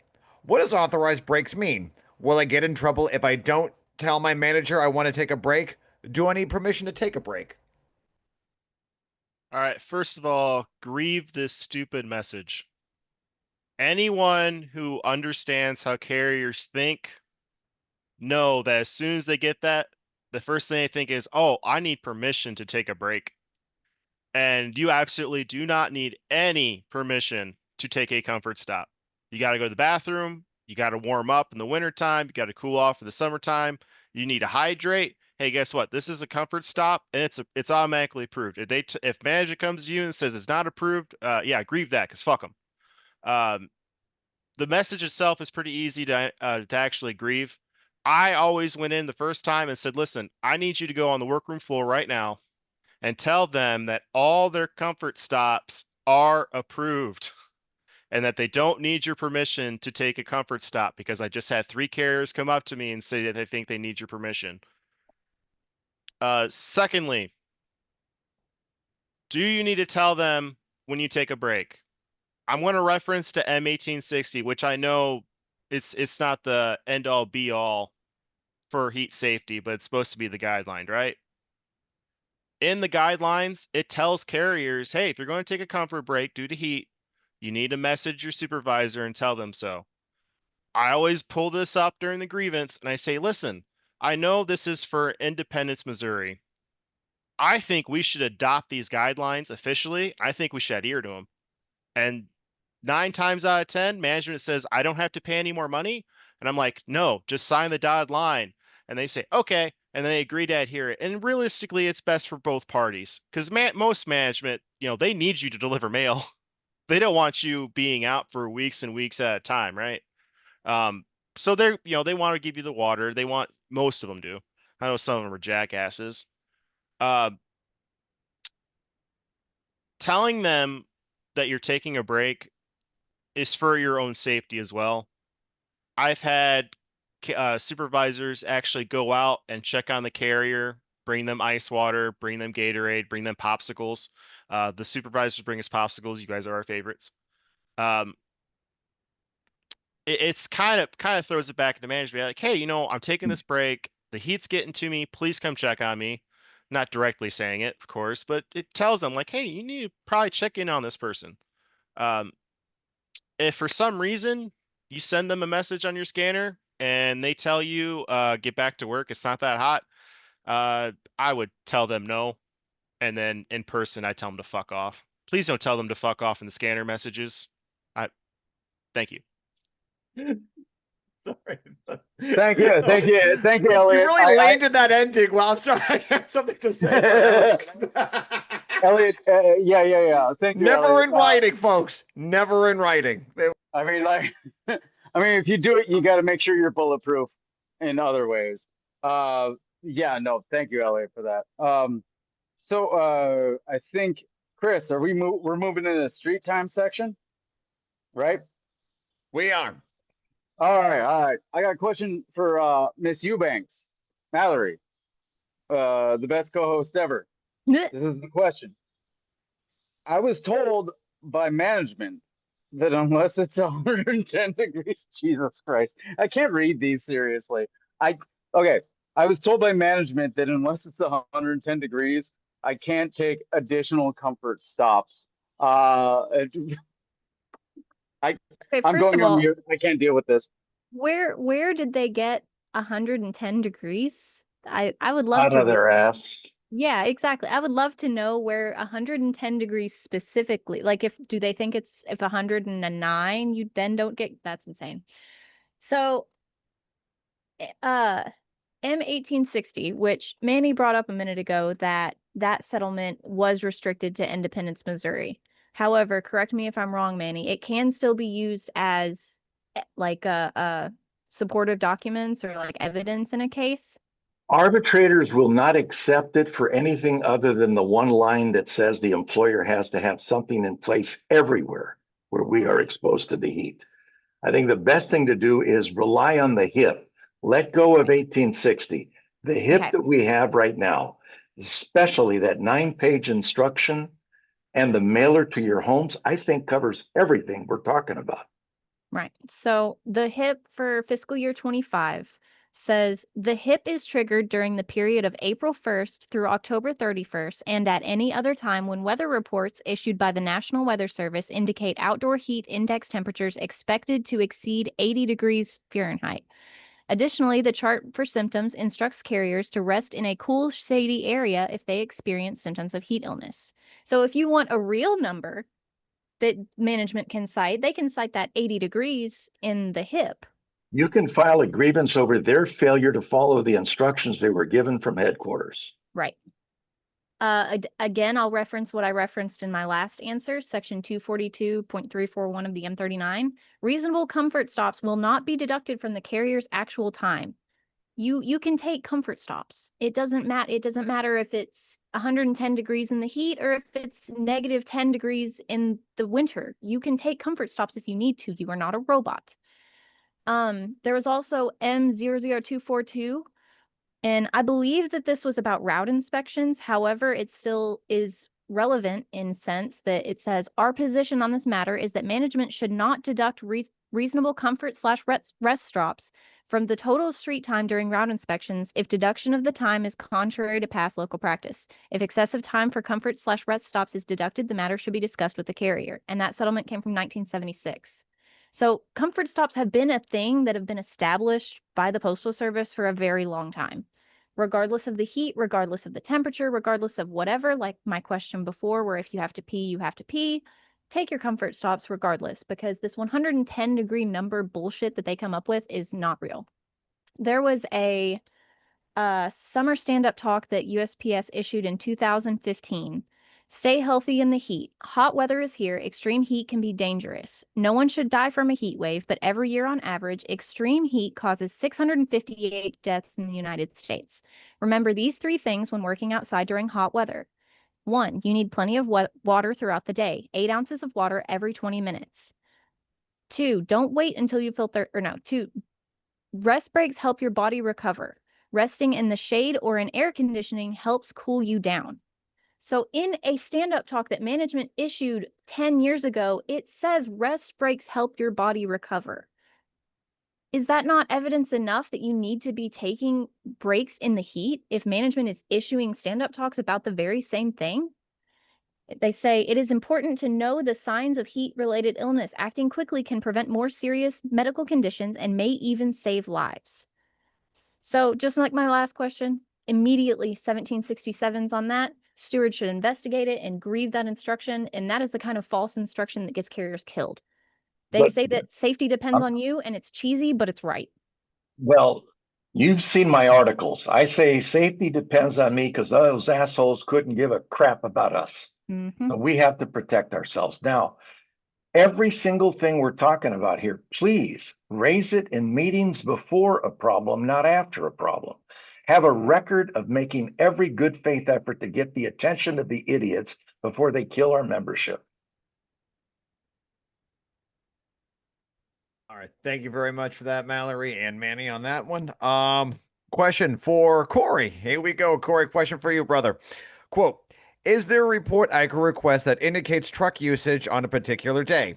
Management is keeping ProMasters with air conditioning unused at the office while park and loop carriers use LLVs. I was thinking of filing an Article 14 by contending that, in doing so, management is not utilizing all available tools to mitigate, to the extent possible, the risks associated with heat, stress, illness. Yeah, there's a report. While we got Manny on the line, I want to personally thank him. A lot of stuff that I've dealt with on my podcast dealing with heat, Manny has contributed to those grievances. I know in episode 53, I dealt specifically with heat-related grievance. That was from 2015. And I reached out to Manny then, and he sent me, I think the case file is over 200 and some pages. And Manny sent me a lot of stuff for that. In episode 54, I had one on ergonomics. And if you go and look at that episode on promatearbitration.com, Manny has a 6-page statement inside that case file. And so while I've got Manny on here for everybody, I just want to tell you personally, thank you, sir. Anytime I've ever reached out to Manny, he has helped me. It's probably the same day. He'll send me all the shit. Now, he'll cuss me while he sends it, but he will send me whatever I need. I reached out to him the other day about HIP. He got my ass again, but he sent me everything I needed. I got on your ass because you weren't reading my articles. I hadn't got to it yet. So, but Manny, thank you. Thank you very much, Corey. Hey, thank you for anytime I've reached out to you, brother. I appreciate it. You've always taken care of me. But if you look in those case files, you'll see statements from Manny Peralta. He wrote me a 6-page statement from my ergonomics case file that I was putting together. So yes, thank you, Manny, for always being there for me, always helping me out whenever I needed it. 2 great wins for Nashville installation because of you, Branch 4. Thank you. Thank you very much, Corey. Like Mallory was talking about, you always hear things whenever you see safety stand-up talks, and you'll see safety depends on me. It's got the little diamond, safety depends on me. Y'all seen it before. Now, always remember that when you're dealing with safety-related issues. Safety depends on me. Always remember, we're talking a lot of things here about management, air conditioning inside of our post offices, vehicles, and shit like that.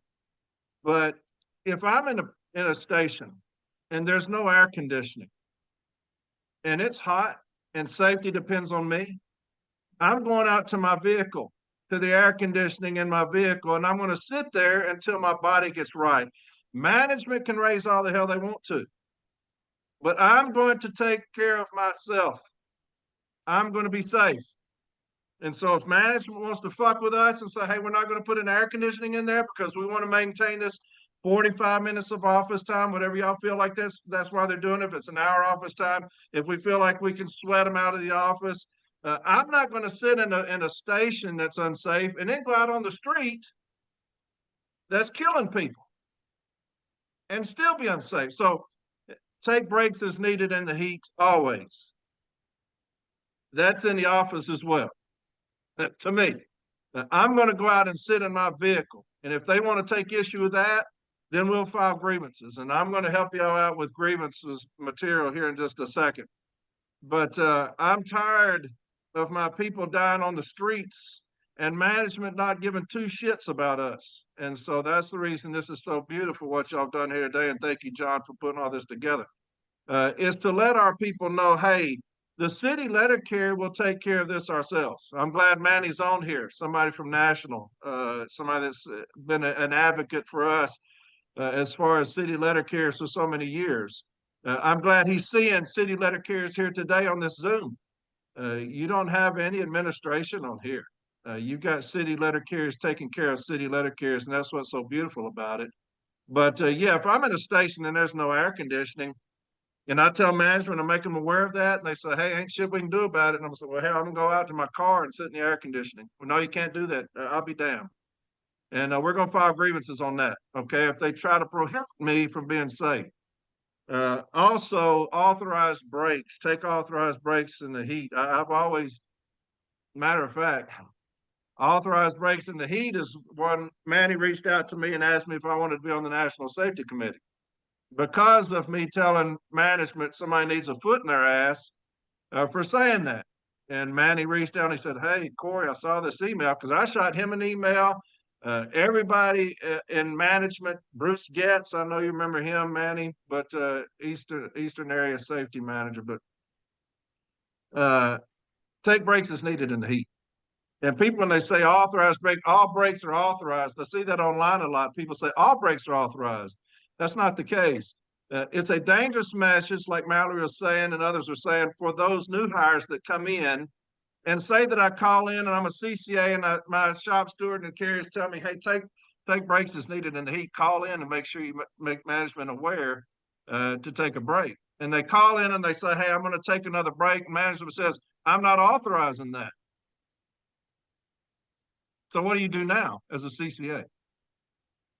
So don't say that all breaks are authorized. Say that take breaks as needed in the heat. So any message that come out that says take authorized breaks in the heat, I'm going to grieve that. I'm grieving it because CCAs are vulnerable with that information and with that mandate. Because if I'm a CCA and I call back and I say, hey, I'm taking another break, and they say it's not authorized, what does that CCA do? They're going to keep going. It's a dangerous message. I'm always going to agree because all breaks are not authorized, because you've got to understand who we're dealing with. We're dealing with people who put numbers in front of lives. That's management, and they don't give a shit about us. And so, yeah, I'm always going to grieve that. But as far as what you're going to look for, if you say that there have vehicles at the station and they have air conditioning in them, and they're using LLVs instead of those vehicles, I don't know why they would do that other than they're just pieces of shit. There's something called a vehicle utilization daily report. It's called vehicle utilization daily report. That's what you're going to request. Every vehicle assigned to your station, it will log the mileage on that vehicle that day. And that's what you're going to need. Also, Geotab will track the vehicle usage.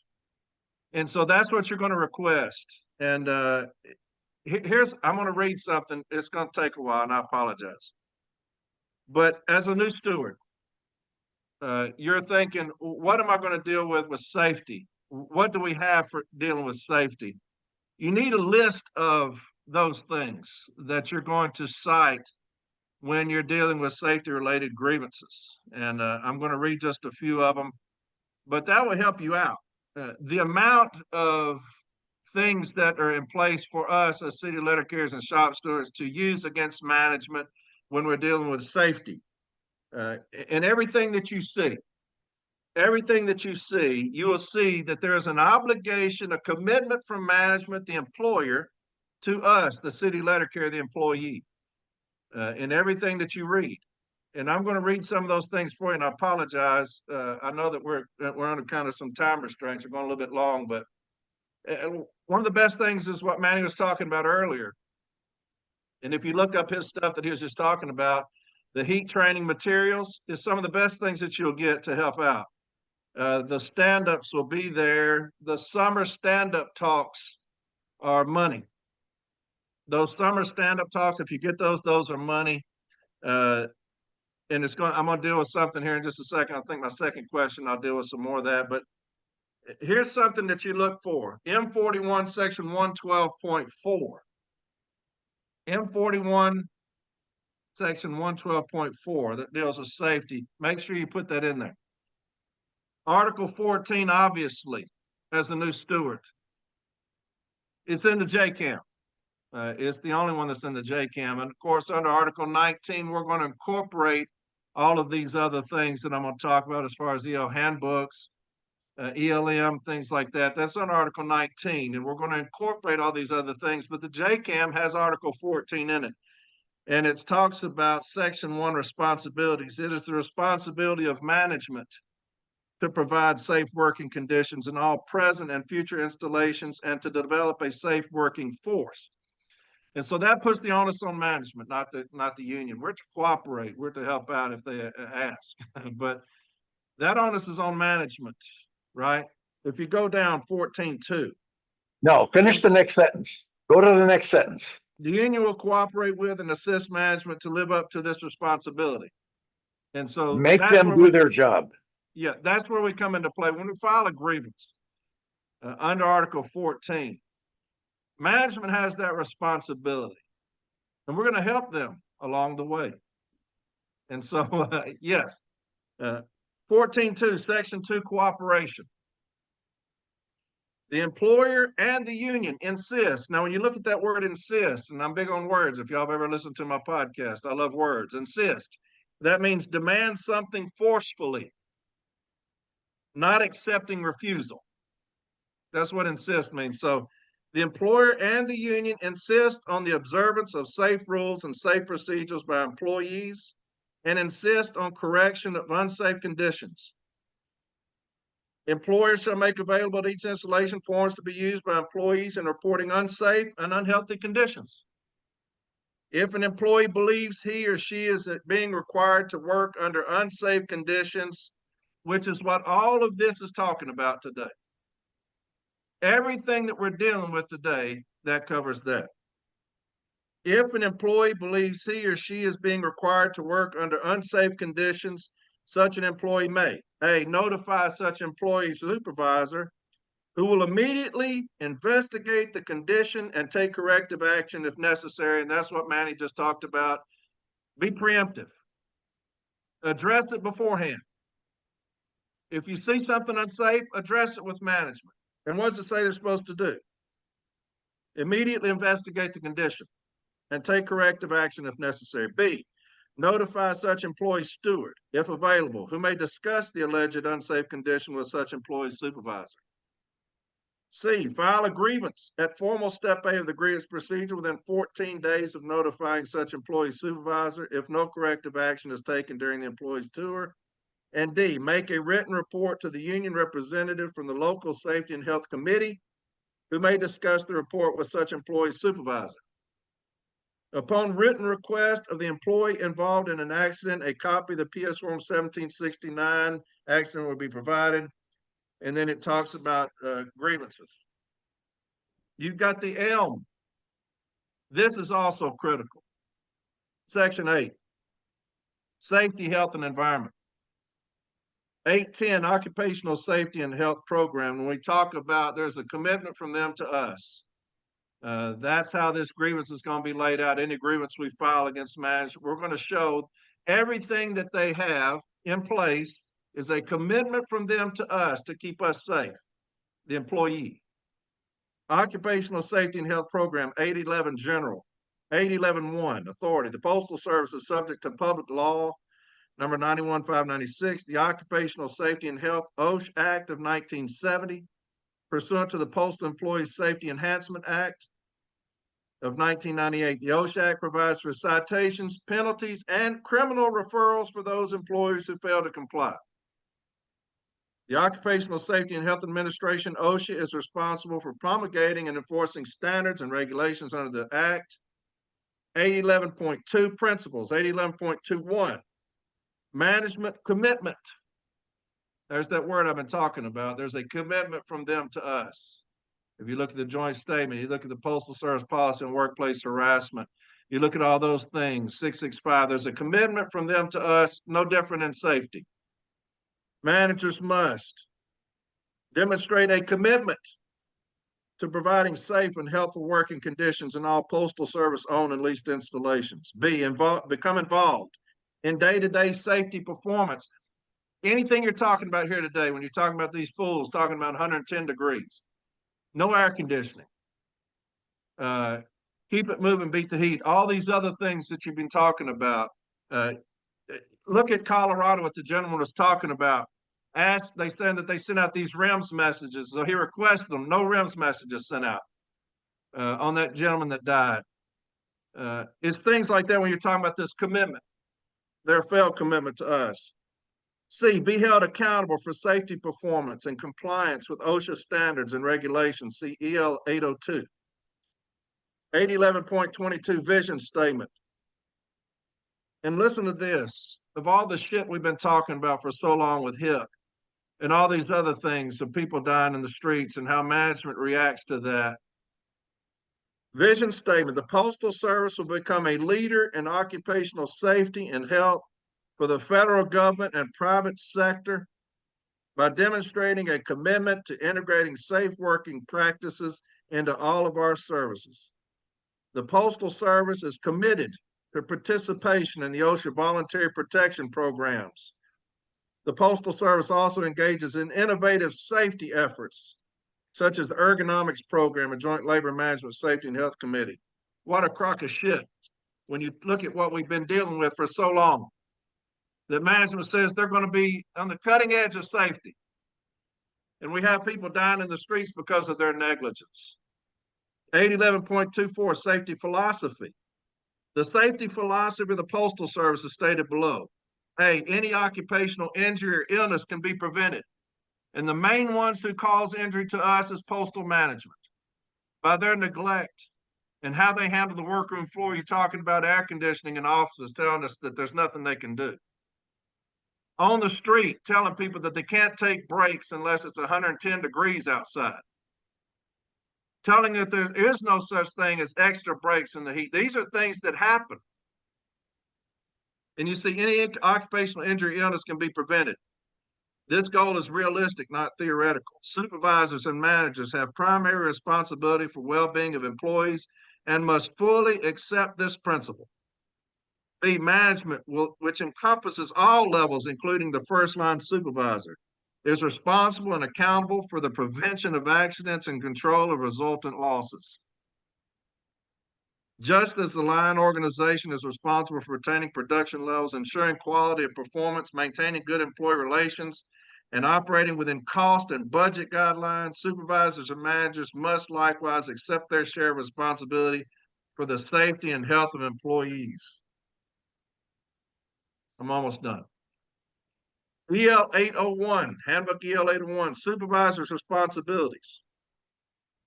The Occupational Safety and Health Act requires employers to provide a safe and healthy workplace free of recognized hazards and to follow Occupational Safety and Health Administration OSHA standards. Employers' responsibilities also include providing training. How about HIP training? Medical examinations and record keeping. As a Postal Service supervisor, you are the backbone of our safety and health program. What a load of shit that is. Y'all agree with that? Do y'all agree that's a load of shit? That just said that management. It is the countryest of crocs, is what it is. It is these are management's handbook. We didn't write this handbook. This is management's handbooks. And it says As a Postal Service supervisor, you are the backbone of our safety and health program. Get You're in a fucked. highly visible Get leadership fucked. position. You're in a highly visible leadership position that requires setting the standard for accident prevention. You're responsible for implementing written programs and action plans, monitoring employees' safety performance, and preventing operational safety errors. To properly exercise your responsibility, you must know Postal Service rules and regulations and the rights and responsibilities of employees you supervise. Postal Service safety philosophy. This is EL 801 still. Postal Service position is that any injury can be prevented. The goal is realistic, not just theoretical. Supervisors or managers have primary responsibility for the well-being of employees, must fully accept this principle. The goal is realistic, not just theoretical. Supervisors or managers. It does not say the union. It does not say city letter carriers. It says supervisors or managers have primary responsibility for the well-being of employees, must fully accept this principle. Management, including all levels through the initial level of supervisor, is responsible and accountable for the prevention of accidents and control of resultant losses. Just as the line organization is responsible for retaining production levels, ensuring quality of performance, maintaining good employee relations, and operating within cost and budget guidelines, supervisors and managers must likewise accept their share of responsibility for the safety and health of employees. And you got EL 802, EL 814, they all say the same thing. It's management's responsibility to keep us safe. And yet we have a Zoom right now where all these questions are in complete contradiction to that. So you have plenty of things, plenty of resources, new shop stewards, old shop stewards. When you're filing a grievance on safety, I would incorporate all of those because I want an arbitrator to see all of these things. Put that onus on management to keep us safe. And here we are. Management telling us we can't take breaks unless it's 110 degrees outside. Not giving us potable water. Telling us there's no air conditioning and there's nothing we can do about it. Now, all of these things, make sure you have a list of things that you're going to put in there. Like I said, Article 19 incorporates all of those things. And so the answer to the question is that report. That's what you're looking for.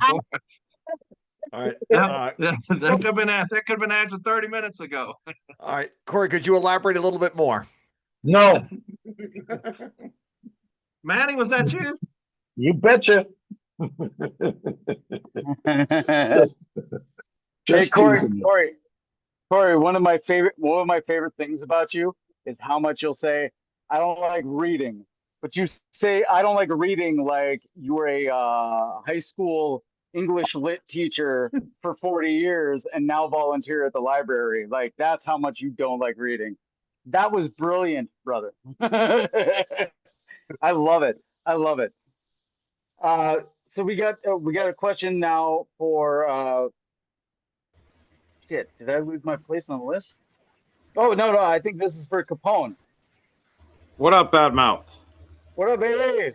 Not much. I like no video of you. I mean, come on, that's disappointing. Oh, I live in a tent on the outskirts of the city because the CCA doesn't accrue any sick leave, and after 2 years of brutally being treated and working forced overtime, I had some health issues, and now I live in a tent down by the river. But in any case, that's not the focus here. Okay, so but I do got bogged in on the skillet on the fire. I know you're a New Orleans cat. So, all right, Capone, can I leave my line of travel? / can I leave my route to take my lunch inside a restaurant on a different route? Yeah, does it have to be between mailboxes for me to take my break? Well, first off, I want to say there's bullshit that John Murphy put me after Corey Walton and Manny Peralta going back and forth. That's not cool, Murphy. Thank you, though. But the M39 section 126.5 mentions the 1564As and authorized lunch periods, travel, and location that you record on. You get up to 3 choices. And it says the travel to and from lunch spots will be charged to the form 1564, as well as any deviation for the carrier for the lunch. It's further stated in the M41, section 251, that Form 1564A shows locations of authorized lunch stops and locations where the carrier is authorized to leave the route for lunch. It was so important, it was mentioned twice in their handbook and as well as ours. It further states in the M39, section 171, that locations of suitable lunch places and times must be a discussion between the carrier and the unit manager. Authorized locations must be on or within reasonable distance. It further states that reasonable distance, if it's over a half mile, they will provide you transportation, i.e. your postal vehicle, to be able to go to that spot. M document 00262 further states that postmaster will consider the accommodations, available distances, and travel time in each instance before authorizing travel to lunch spots. You are able to leave your route. It's put on your 1564, which is in your route book, explaining the 3 spots that you want to go. They can't deny you to leave your route. Furthermore, Article 14.2 mentions safety, and we are guaranteed a sanitary workplace. If you have a restaurant on your route that isn't sanitary, and there's one that is reasonable distance off your route that is, you can inform management that you're going to that lunch spot for your lunch break, not the unsanitary one. That goes along with comfort stops. We're guaranteed a sanitary bathroom. In all HIP training, it also mentions us going to a cool area or AC if we can get into it. And again, if there's a restaurant that is just off your route that has air conditioning, whereas one that is, or maybe you don't even have a restaurant on your route, you have the availability to go to that. Safety is of utmost concern, and they push that they want to keep us safe through all these heat and training and the HIP trainings. That includes the availability for us to get into AC if you're dealing with any heat stress issues. So to answer your question, yes, you can leave your route to go to a restaurant on another route. It would be filled out on the 1564A, informing them of your lunch spots. If there's any situations where one of the spots is not available, you could inform your supervisor earlier in the day, we're going to go to this lunch spot rather than that one due to this one being closed or whatever reason specifically. All right, awesome. Thank you, Mr. Capone. Question for Joshua. Here's a question. Quote, I told the manager in the morning I'll be good with 8 hours, but with the heat and parcels, I realized I needed more time. Management said deliver everything and be back in 8 hours. What do I do with what I have left?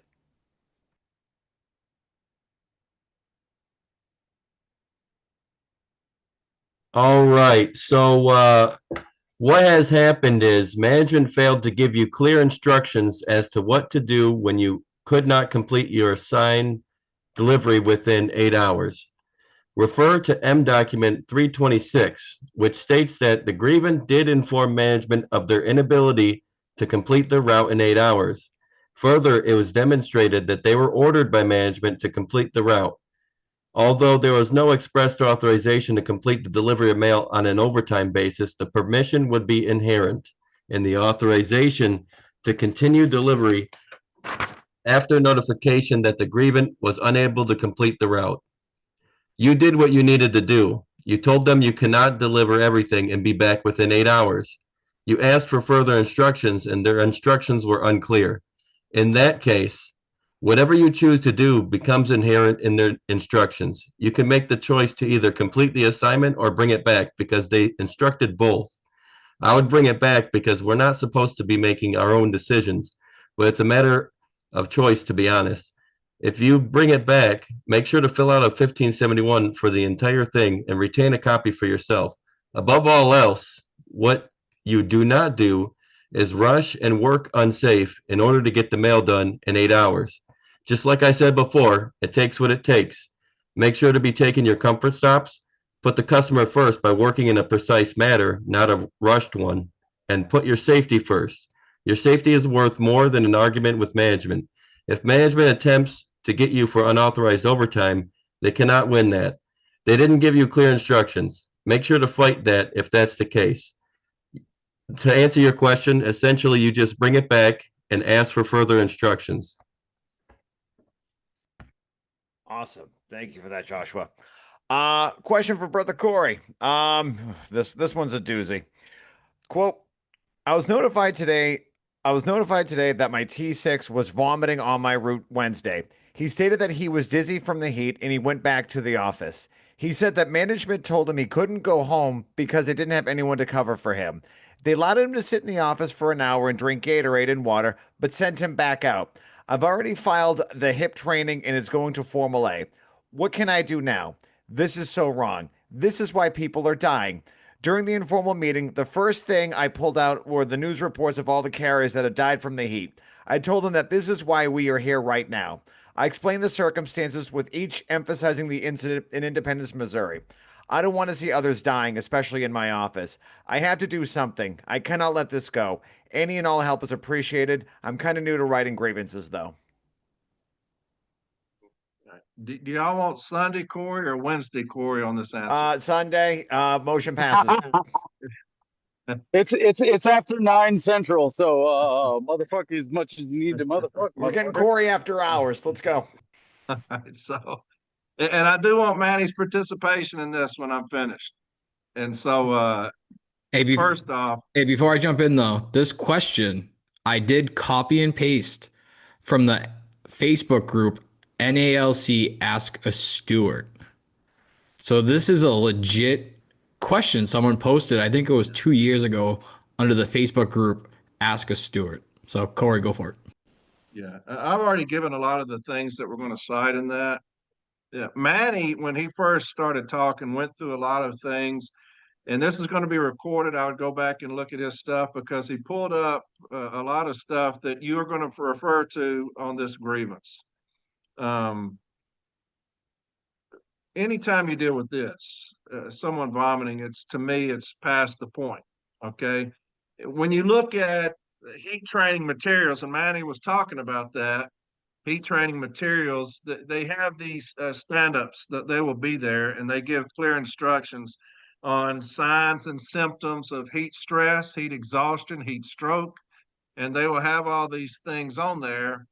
And you heard me read earlier all of management's responsibilities, and it also talked about how supervisors and managers must know these things when they're on the workroom floor. Now we have somebody vomiting coming back, and they say that they have nobody to help, so they're going to send them back out. That's what we deal with when we talk about we're dying on the street, is you got these dumb motherfuckers in this office. You got a carrier vomiting. There's no telling how close that individual came to being a Mr. Gates or this other one in Colorado, our brother that passed away. And you got these motherfuckers in office talking about sit here, and we have nobody, because numbers are more important than a city letter carrier's life. And that's what we keep talking about on the heat issues on my podcast, is numbers are more important than our brothers and sisters. And that's the perfect example. You have somebody coming back that's saying, hey, I'm vomiting. That's a clear sign of heat stress, heat exhaustion. I'm vomiting. 911 should have been called immediately. That's what should have happened. But instead, we have the employer putting numbers over the life of our brothers and sisters. That's the shit I'm talking about when I talk about you don't hate these motherfuckers enough when you see shit like that and you hear shit like that. Article 14 obviously is going to be where we're going to start. You can turn in a 1767 and get the look. A 1767 to me is the greatest thing you can do, because it puts management's position on paper without a request for action, without a grievance, without a reply to an informal step A or a formal step A. It puts their reply on paper initially. They're going to tell you their position right there. They cannot change that position as it goes forward. When labor gets a hold of it and says, damn, why'd you say that? You know, you can't say that. You should have said this. Too late. I've already got your response on the 1767, how you're going to correct it or what you're going to do. So you can put in a 1767. We're going to file the grievance. It don't matter what in the fuck these dumb motherfuckers say after that. Call me Because back. who was that? Do I need to call somebody back? Sherry, I'll call you back. But no matter what, 911 should have been called immediately as soon as that carrier said that they were going to they were vomiting. Period. Shop stewards, tell your carriers, if they're in that position, don't go back out to the street. Take yourself to the emergency room immediately. Make sure that they are aware of what they're going to do on the workroom floor. If you have signs of heat stress, heat exhaustion, heat stroke, that's too late. If you have those signs, make sure you go to the emergency room or call 911 if you can. Management will always be management. They're always going to put numbers in front of the city letter carrier, but yeah, the 1767 will be fine. You're going to file a grievance anyway, but I like a 1767, like I said, because you're going to get their position on paper before a grievance is filed. They may try to change it later, but you can say, hey, right here is what you wrote. Article 14, obviously, if you go back and listen to what Manny says, you're going to incorporate those stand-up talks because management is supposed to be educated in those things. They're supposed to have provided us with those. HIP talks about it as well. They falsified that shit on us. I'd put all that in there. But brothers and sisters, we are dealing with a workforce as far as postal management who hates our guts. And that's just the bottom line. And there's nothing we can do to them that will equate to what they do to us. But yeah, we're going to file a grievance on that. Article 14, Article 19, those things that we cited. Manny's fixing to tell you some things right here. I can see the look in his face right there. But yeah. Anytime you deal with my people's livelihoods, their lives, you're going to get the ire up in me because, like I say, like everybody on here, you wouldn't be on here. Love the city letter care with everything you've got. You love the city letter care with everything you got. And when something like that comes up, you should be a mad motherfucker about it. That somebody has risked the life of somebody in light blue because of some fucking numbers. And so, yeah, that should get your ire up a little bit. So, Manny, I'll let you finish it, my brother, if you don't mind, sir. I don't mind. I'm going to correct you. They're not your carriers, they're our carriers. So on the engineering control, the last paragraph puts a responsibility on the supervisors. You ought to be having a labor management meeting with them. When HIP is in effect, supervisors, while performing required street observations, they got to get off their ass first, will remind employees to continue to hydrate, take necessary breaks, and call 911 if they're experiencing heat-related illnesses. Supervisors should emphasize these instructions to employees who are newly hired or returning from extended absences. Use their paperwork, use their instructions in a meeting with their supervisors, in a meeting with your postmaster saying, when are you going to get your boneheads trained so that they quit killing us? Just use their material as hard as you can.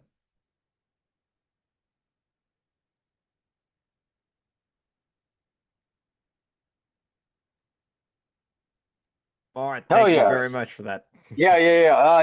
And also, Manny, can you spend like, can you just give us the elevator pitch on the difference between an engineering control and because that's language that comes up, and as a CCA, like I got a background, I was a liaison between MSHA and OSHA and on multi-million-dollar jobs in the industrial sector, so I know what know those differences. What's an engineering control for those of us who don't know the difference between PPE and changing the environment as far as safety goes? Well, the easiest one that I can come up with is a guardrail to some kind of machinery. That's an engineering Exactly. control. Yes. And so I think the easiest thing to do is just focus on, I'm going to see if I could share this. My apologies. No, you're good. I went rogue with this question, but it's a big thing in the safety world, engineering controls versus personal controls. This is directly from OSHA's page It's a definition of the hierarchy of controls. Yes. It goes from the top to the bottom. The top is the safest way to abate a hazard, to eliminate the hazard. Then Yes. substitutions, then engineering controls, then telling your asshole managers to get off their ass, and then giving you personal protective equipment. The best way is to eliminate it. And so when you're talking about hierarchy of controls, just simply Google OSHA hierarchy of controls, and it gives you the answer to your question, because I think that's what you were asking about. Yeah. I was asking, I was Papa Peralta. I was just asking that question because that is definitely my background, but I don't think it's a lot of letter carriers background. And whether you are just fell off the turnip truck, New Jack CCA, or you're a steward who's been in it for a while, I think it's really important to find some of these standards in other industries that you can use to apply to put pressure on management at your station. But remember, when we're talking about heat safety, right now we're in the rule-making process, and the Yes. administration's going to pass it or kill it. Bottom line is, let's use the hip. Let's train everybody. Let's pay attention, and let's breathe the living heck out of it. Yes, and I think I was bringing that up just to see when you're looking at that hierarchy, where that lands on it, so we can start planning future things to get those environmental and engineering controls in. Sorry, that was I'm no longer going rogue. I'm going back to the script, guys. Sorry. Yeah, I want to ask Capone. Yes. Yeah. Okay. So these are CCA, PTF specific questions now we're getting into. So wherever I take a lunch, I get a call or a text asking what I'm doing. How do they know? How do they know I'm taking a lunch? Can the union do anything to stop them from spying on me? It's too goddamn hot to keep skipping my lunch. There's a lot there. There's a lot there. Good luck, buddy. Thanks, Badmouth. So first off, they can't be calling you on your lunch, on your cell phone during your lunch. Your lunch is your time. It's unpaid time. You're not being paid, and they cannot have you work for free, which them contacting you during your lunch period would be them working for free. They also, under M41 Section 141, it says USPS will provide all tools to do the job. They do not provide your cell phone. They don't pay your cell phone bill. Cell phone is yours. If they want to contact you, they can use the MDD scan, or as it's been mentioned multiple times tonight, get off their asses, do their jobs under Article 3, and go out there and see you if it's an emergency or something they need to contact you with. They have abilities to contact you. The best way to deal with that would be to inform them, whether in writing. I would prefer in writing, that way there's a written copy of it, that I would like you to stop contacting me on my cell phone. You don't have permission to use my cell phone. Give them a copy, give your union rep a copy. Any further times that they are doing that would be in lines of harassment where you've informed them they are still doing it. In regards to them tracking you, as we know, there has been built-in back and forth on tracking. They can't discipline based on the tracking. They, as we've all seen, have the maps. They watch us go around all day because they don't have anything better to do than watch us go around on a map. But they cannot discipline based on that.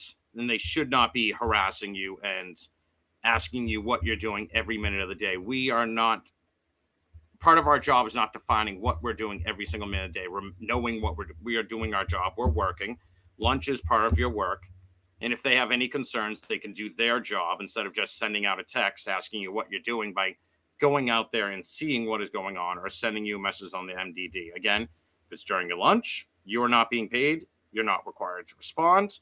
Or if you do respond, remember to take out that minute or two it took you to respond to add it to your lunch. So now they took 2 minutes off your lunch, make sure you go 2 minutes over, because that's your time that they are taking away from you. Awesome. Yeah. What I tell CCAs and what I've gotten used to doing is I will set a timer on my phone, And if the supervisor comes out to give me a handoff and they interrupt me while I'm eating my tacos or whatever, I will just say right in front of them, because you want to do a shot across the bow just to let them know they're not in charge out on the route you are. I will say, hey Siri, pause timer. Yes, can I help you? And then you do your shit. Yeah, yeah, because like that's your time. That's your time. And I I'm sure love you got that. great tacos there in Texas too, Badmouth. Oh God, they're so good, dude. Oh, okay, so we'll talk about this off mic and whatever, but like yeah, the best way to figure out if a taqueria is legit is you order, and I know Gross Cop can fucking back me up on this. You order taco lingua or taco tripa, because those are really hard to cook, and if they can do those well, everything else on that menu is gonna be fucking solid. But in any case, I got another question for you, Capone. I skip my Let's go. breaks and lunches. God damn it, that's really hard to read. I skip my breaks and lunches because I don't want to be the last one back at the office. But I always go home with a serious headache. I don't know what to do. So this is kind of two-part things. The first one is involves the skipping lakes and breaks and lunches. The Elm section 432.33 says no employee will be required to work more than 6 continuous hours without a meal or rest break at least half an hour. Article 41.3.k also says supervisors shall not require nor permit employees to work off the clock. Your lunch is off the clock. That is unpaid time. To give a little idea of what it actually costs you by skipping your lunch and breaks, based on this might be a little old, $36.20 an hour for top scale. If you skip one 10-minute break, that's $6.30. Two 10-minute breaks is $12.06. A lunch is 18 minutes and 10 minutes. If you skip all your breaks, you're averaging around $603.20 a month. If you do that annually, it's $7,841 a month. And over a 25-year career, it's $196,000 and 40 bucks. Can I interrupt You you don't real quick? make that money. Yes. In chat, I posted a chart that was posted on the Discord a while back. It's a chart it's the old contract numbers, but it's a chart of how much money you lose at each step for skipping your breaks. We don't make a insanely amount of money. You do not want to be giving them $196,000. Some areas that can buy a house. In my area, can pay rent for 3 or 4 months. The National Institute of Health reports that headaches are a common symptom of heat stress disorder and a sign of dehydration. The side effects include, but not limited to, heat rashes, kidney problems, increased risks of accidents, or even deaths. We're supposed, as we've said, safety is on us. It's also their job to make sure we are working safely. If you're going home with headaches, you're not being safe. I hear a lot of people say that safety is common sense or whatever. People are put on pressures and they're rushing to get the job done because the job's important to them. And you cannot skip because you not going home is more important than getting the route done in 8 hours. It is a Because tough job. It's a physically demanding job. And going home with headaches every day is a sign of dehydration every day. As we've seen, we've had multitude of carriers pass away, and it has been coming more and more often. I remember since I started carrying, you'd hear about 1, maybe 2 a year. I think we're already up to 3 or 4 this year alone. We all need to protect ourselves. And skipping late breaks and lunches and going home with headaches is not being safe. You're more important than the mail. You're more important than their numbers. And it's their job that if you are coming back late and you're coming back so late that it's a problem with them, to send help to get you back when they need you back by. It's not it's your concern. You do your job the way you need to do it safely and professionally. it's management's job to mismanage, not ours. You do what you got to do. Yeah, and you keep yourself safe. Because they don't give a shit about you. Yeah, thank you, Capone. I got a question for Mr. Michael from I'm here. Class Male. You ready, baby? Yep. All right, so they got me coming in at 10 and working until around 3 p.m., right? Boss says I don't get any breaks. I usually run out of water and also get dizzy. I don't want to see my hours reduced though. So what would your advice be? Because yeah. Well, first of all, I think we've explained a lot of things about getting dizzy, that you need to call 911 or inform management or drink a lot of water. I think we've explained a lot of that already.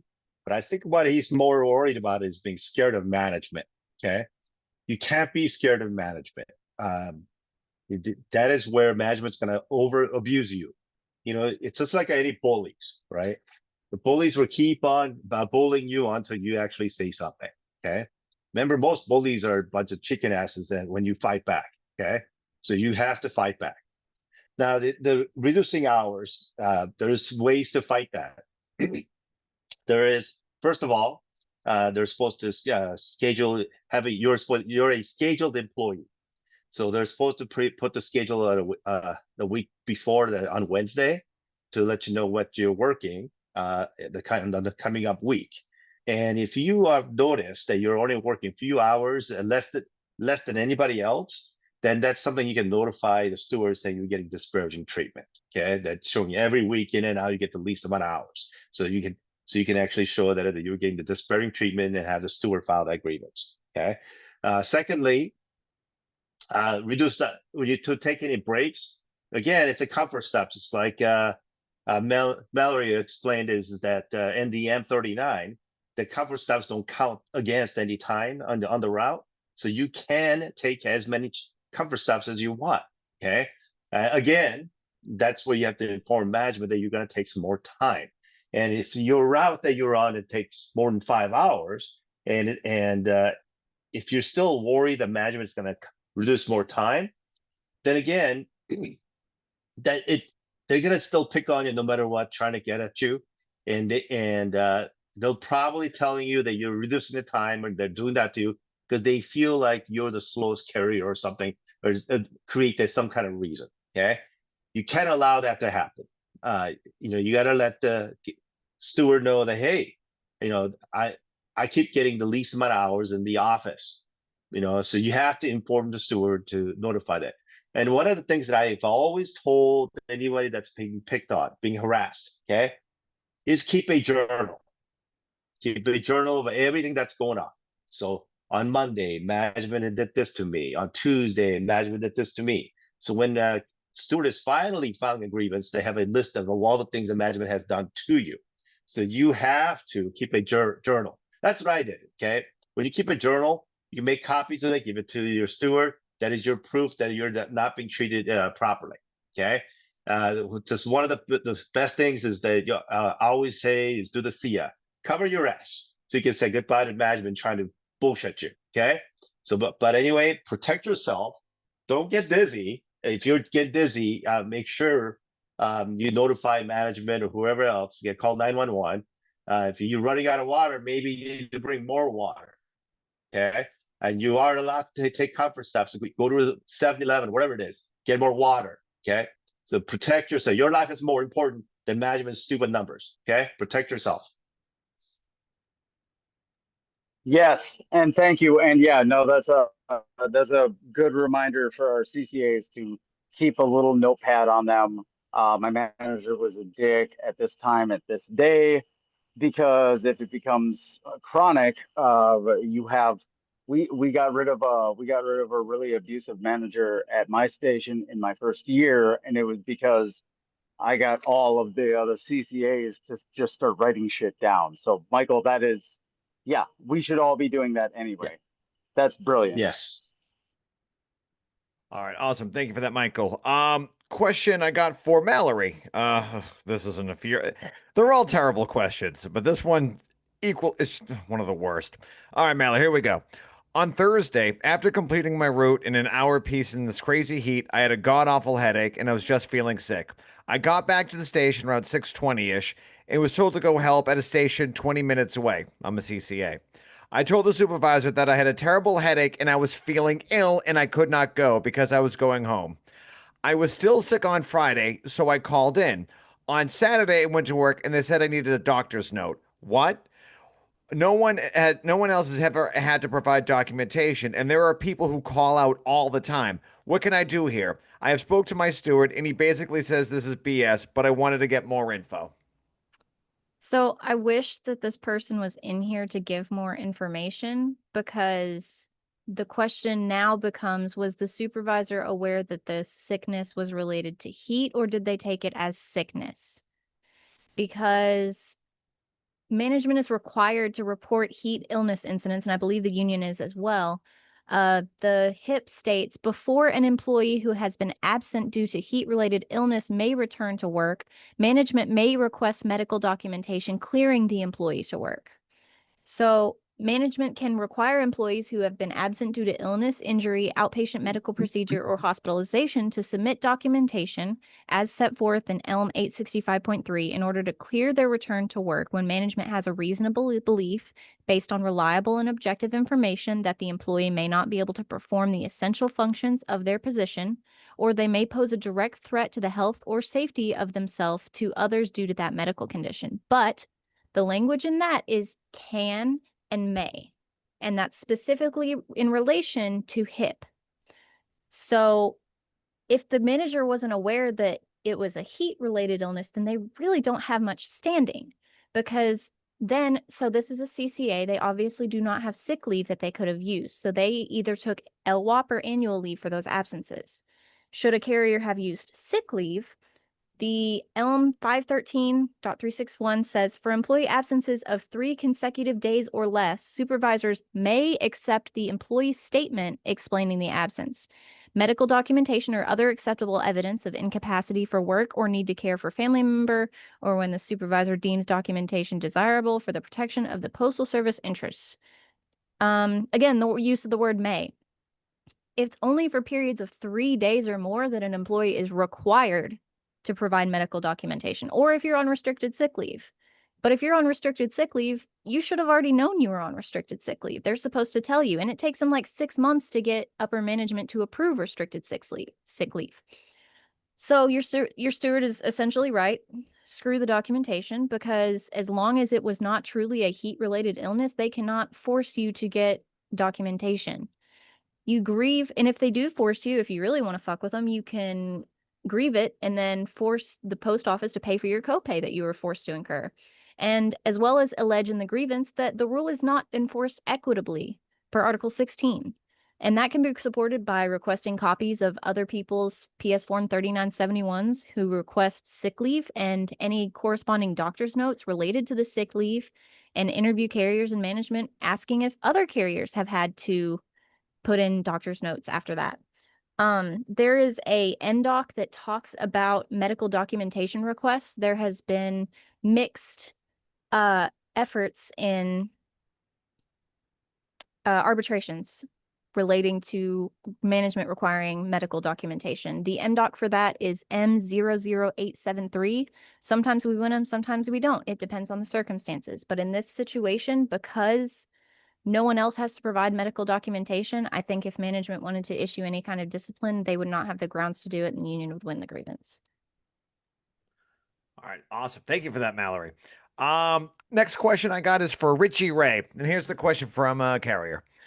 If a carrier is experiencing heat-related illness while en route and cannot make it back to the station, they call 911 for transportation to the ER. Is this treated as on-the-job injury, or is the carrier responsible for time off medical bills? Because we have the greatest healthcare system in the world. So yes, this has actually come up in my office. Someone was nervous about this. So what's the answer, Richie? On-the-job injury.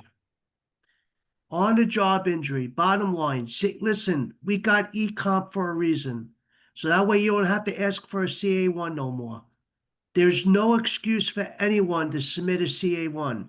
Brothers and sisters, hear me clear, because I'm sick of this shit. Hear me clear. For any reason, heat-related or anything, you get injured. I don't care if you get a little cut on your pinky. Put in a CA1 and cover yourself. Do not be afraid. Okay? And to all the shop stewards out there, if management bullies anyone that puts in it for an injury claim, for a CA1, file that goddamn grievance immediately. file that grievance ASAP. Call for a special meeting with the postmaster. Put them on blast at that table. Do not let them get away with that.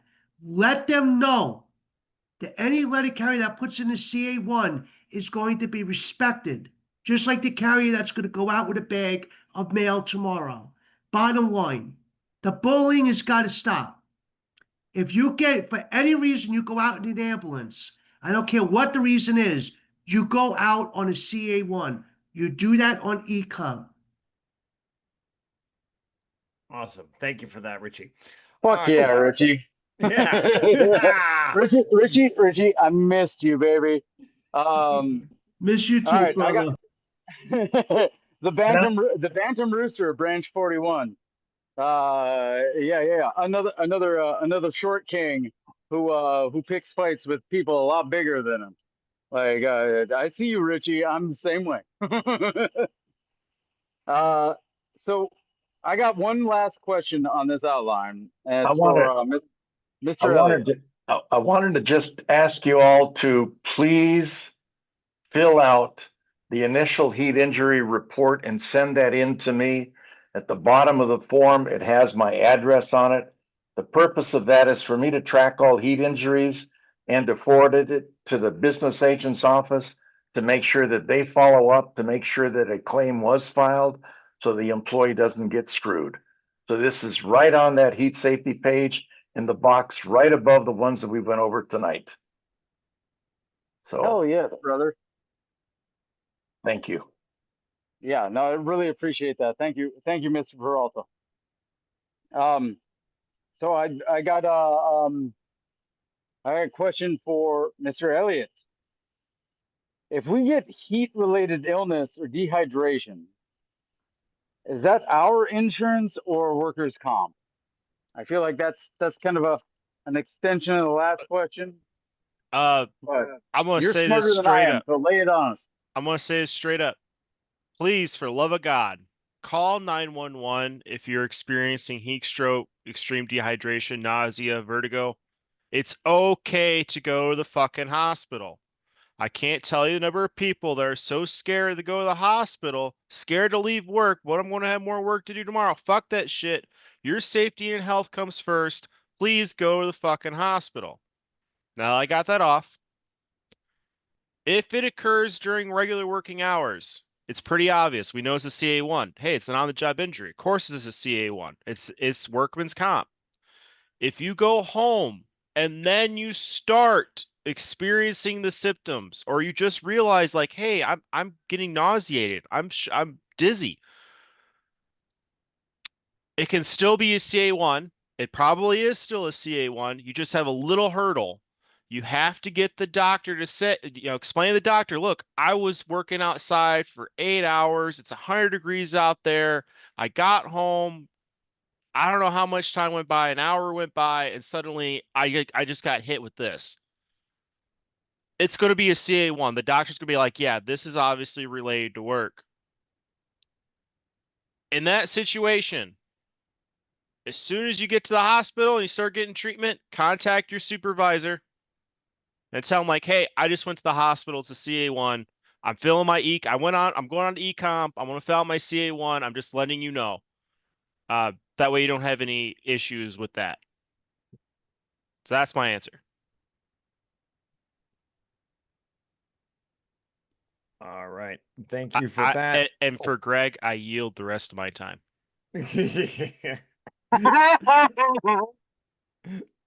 All right. And our final question for this section right here. This is for Richie Ray, and this is the question. City Care reports heat-related illness to immediate supervisor. Leaves on an ambulance to the hospital. When calling out, does she use the on-the-job condition? Next question. Would it be considered a traumatic injury or occupational medical condition? Traumatic injury, CA1.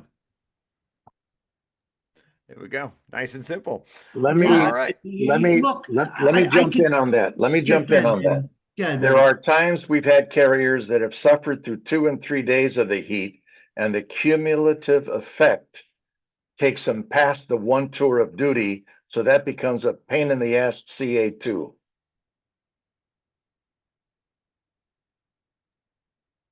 All right. Awesome. Thank you for that.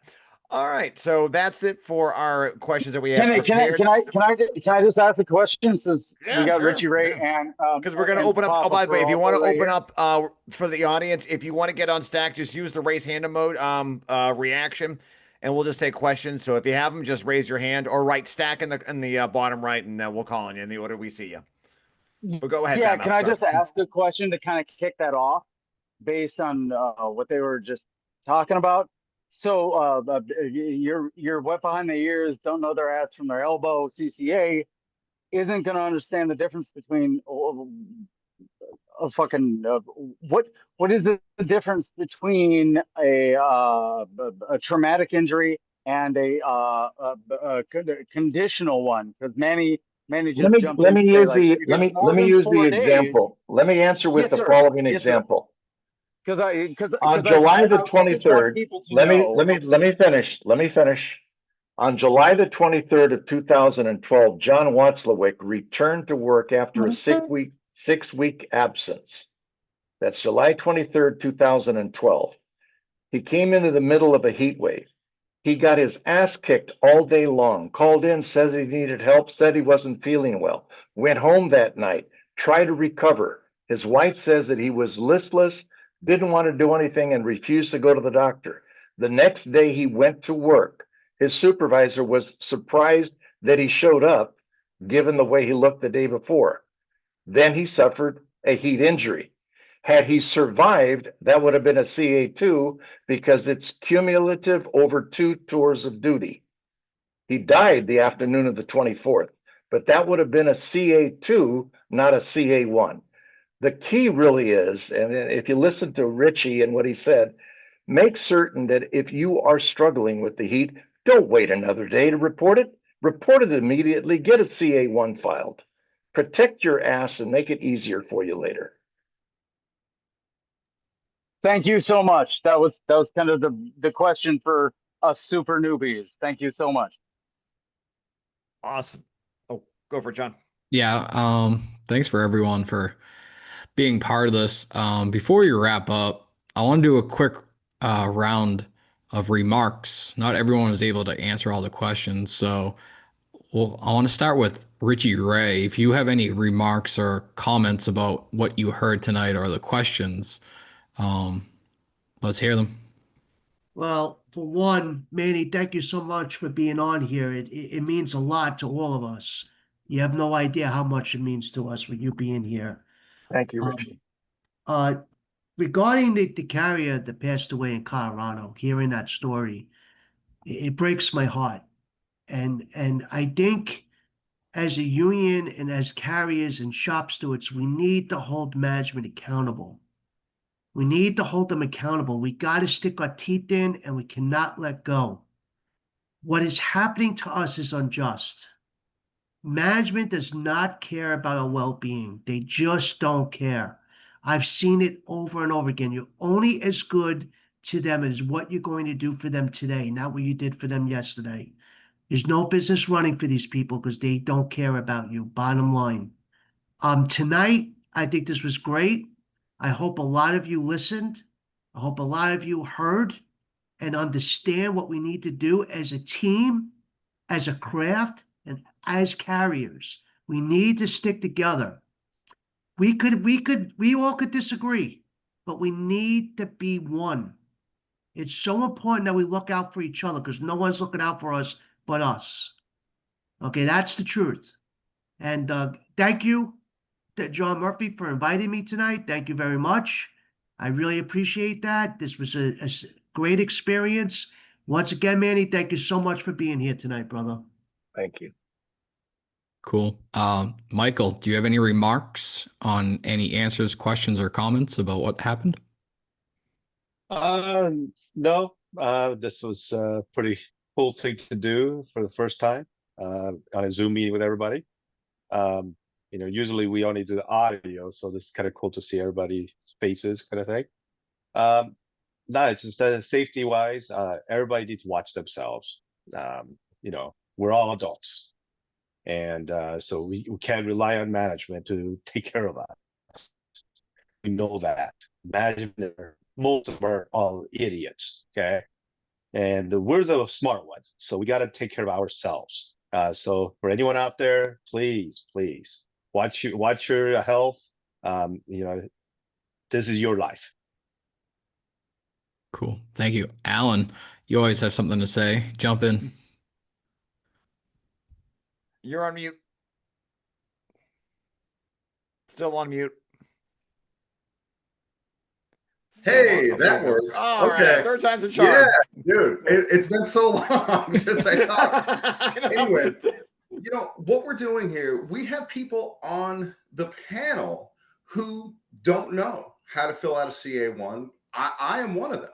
I instruct people and I don't know how to fill out a CA1. I don't know what a CA, I don't know so much of this stuff. And I can speak for me personally that that's part of the reason that I would be less willing to go and get medical care and to call 911 because I don't know what's going to happen next. And the questions that got asked tonight and the questions that got answered, they're important because they're empowering to our letter carriers. And this is information that our letter carriers desperately need.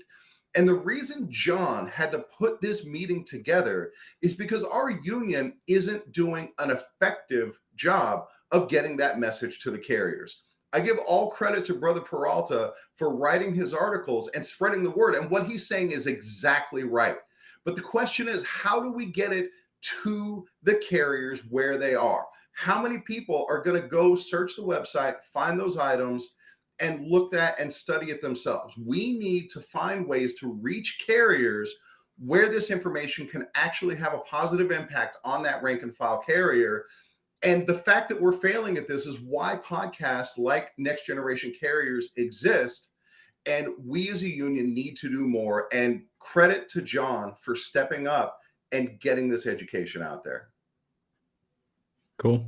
Thank you. Right down the line, let's go to Elliot. Any closing remarks, answers to other questions, or anything else you want to talk about? Well, all right. First off, thank you for having me on. Thank you for everyone who came on. Thank you for everyone who's actually listening and trying to learn. Second off, like what Mr. Gegax said, you need to spread this shit among the membership. It can't stop here. Teach, every carrier installation should know basics of safety, basics of grievances. They should just know it. I don't know why so many people don't think they should. I certainly want my people to be safe. But as always, keep fucking fighting, keep filing grievances, keep trying to beat that ass, because that's what we have to do. No fucking mercy. That's just how it is. Our carriers depend on us to represent them, and people need to fucking do that. Yeah, keep on keeping on. Thank you, brother. Cool. Mallory, you want to speak up, answer any questions, comments, concerns, anything? Just my closing remark would be to reiterate that we need to get this information to the rank and file, but my main issue there is we need to get this information to the rank and file, specifically those who are most vulnerable. And I believe that those who are most vulnerable are our newest carriers. Those who don't know, those who don't understand. Please make sure that you're reaching out to your CCAs and your transfers and your carriers who just came back from extended leave. Even if it's not your responsibility, just check in with them. Make a group chat. Say, hey, everybody doing okay today? Make sure that you're stopping and talking to people in the office in the morning and making sure that everybody's understanding that their health is important and their safety is important, and that we need to be united in this educational aspect of heat. And just look out for one another, because you never know when it could be your branch, your member, your case neighbor that goes out in the heat. And I don't want to see that happen again. I really don't. So please take care of each other. Cool. Capone, any remarks? I mean, what hasn't already been said? But the main thing is, I really wish that what we did tonight was shown to all carriers. I think it's something that answered a lot of questions that a lot of carriers don't know, especially new carriers. I wish it was talked about more in trainings, not just to reps, but also to carriers. The main point of a union is the brotherhood and sisterhood. That's why we call each other the brother and sister. It's because they're family. Every letter carrier is part of your family, and we should be protecting all of them, watching out for them.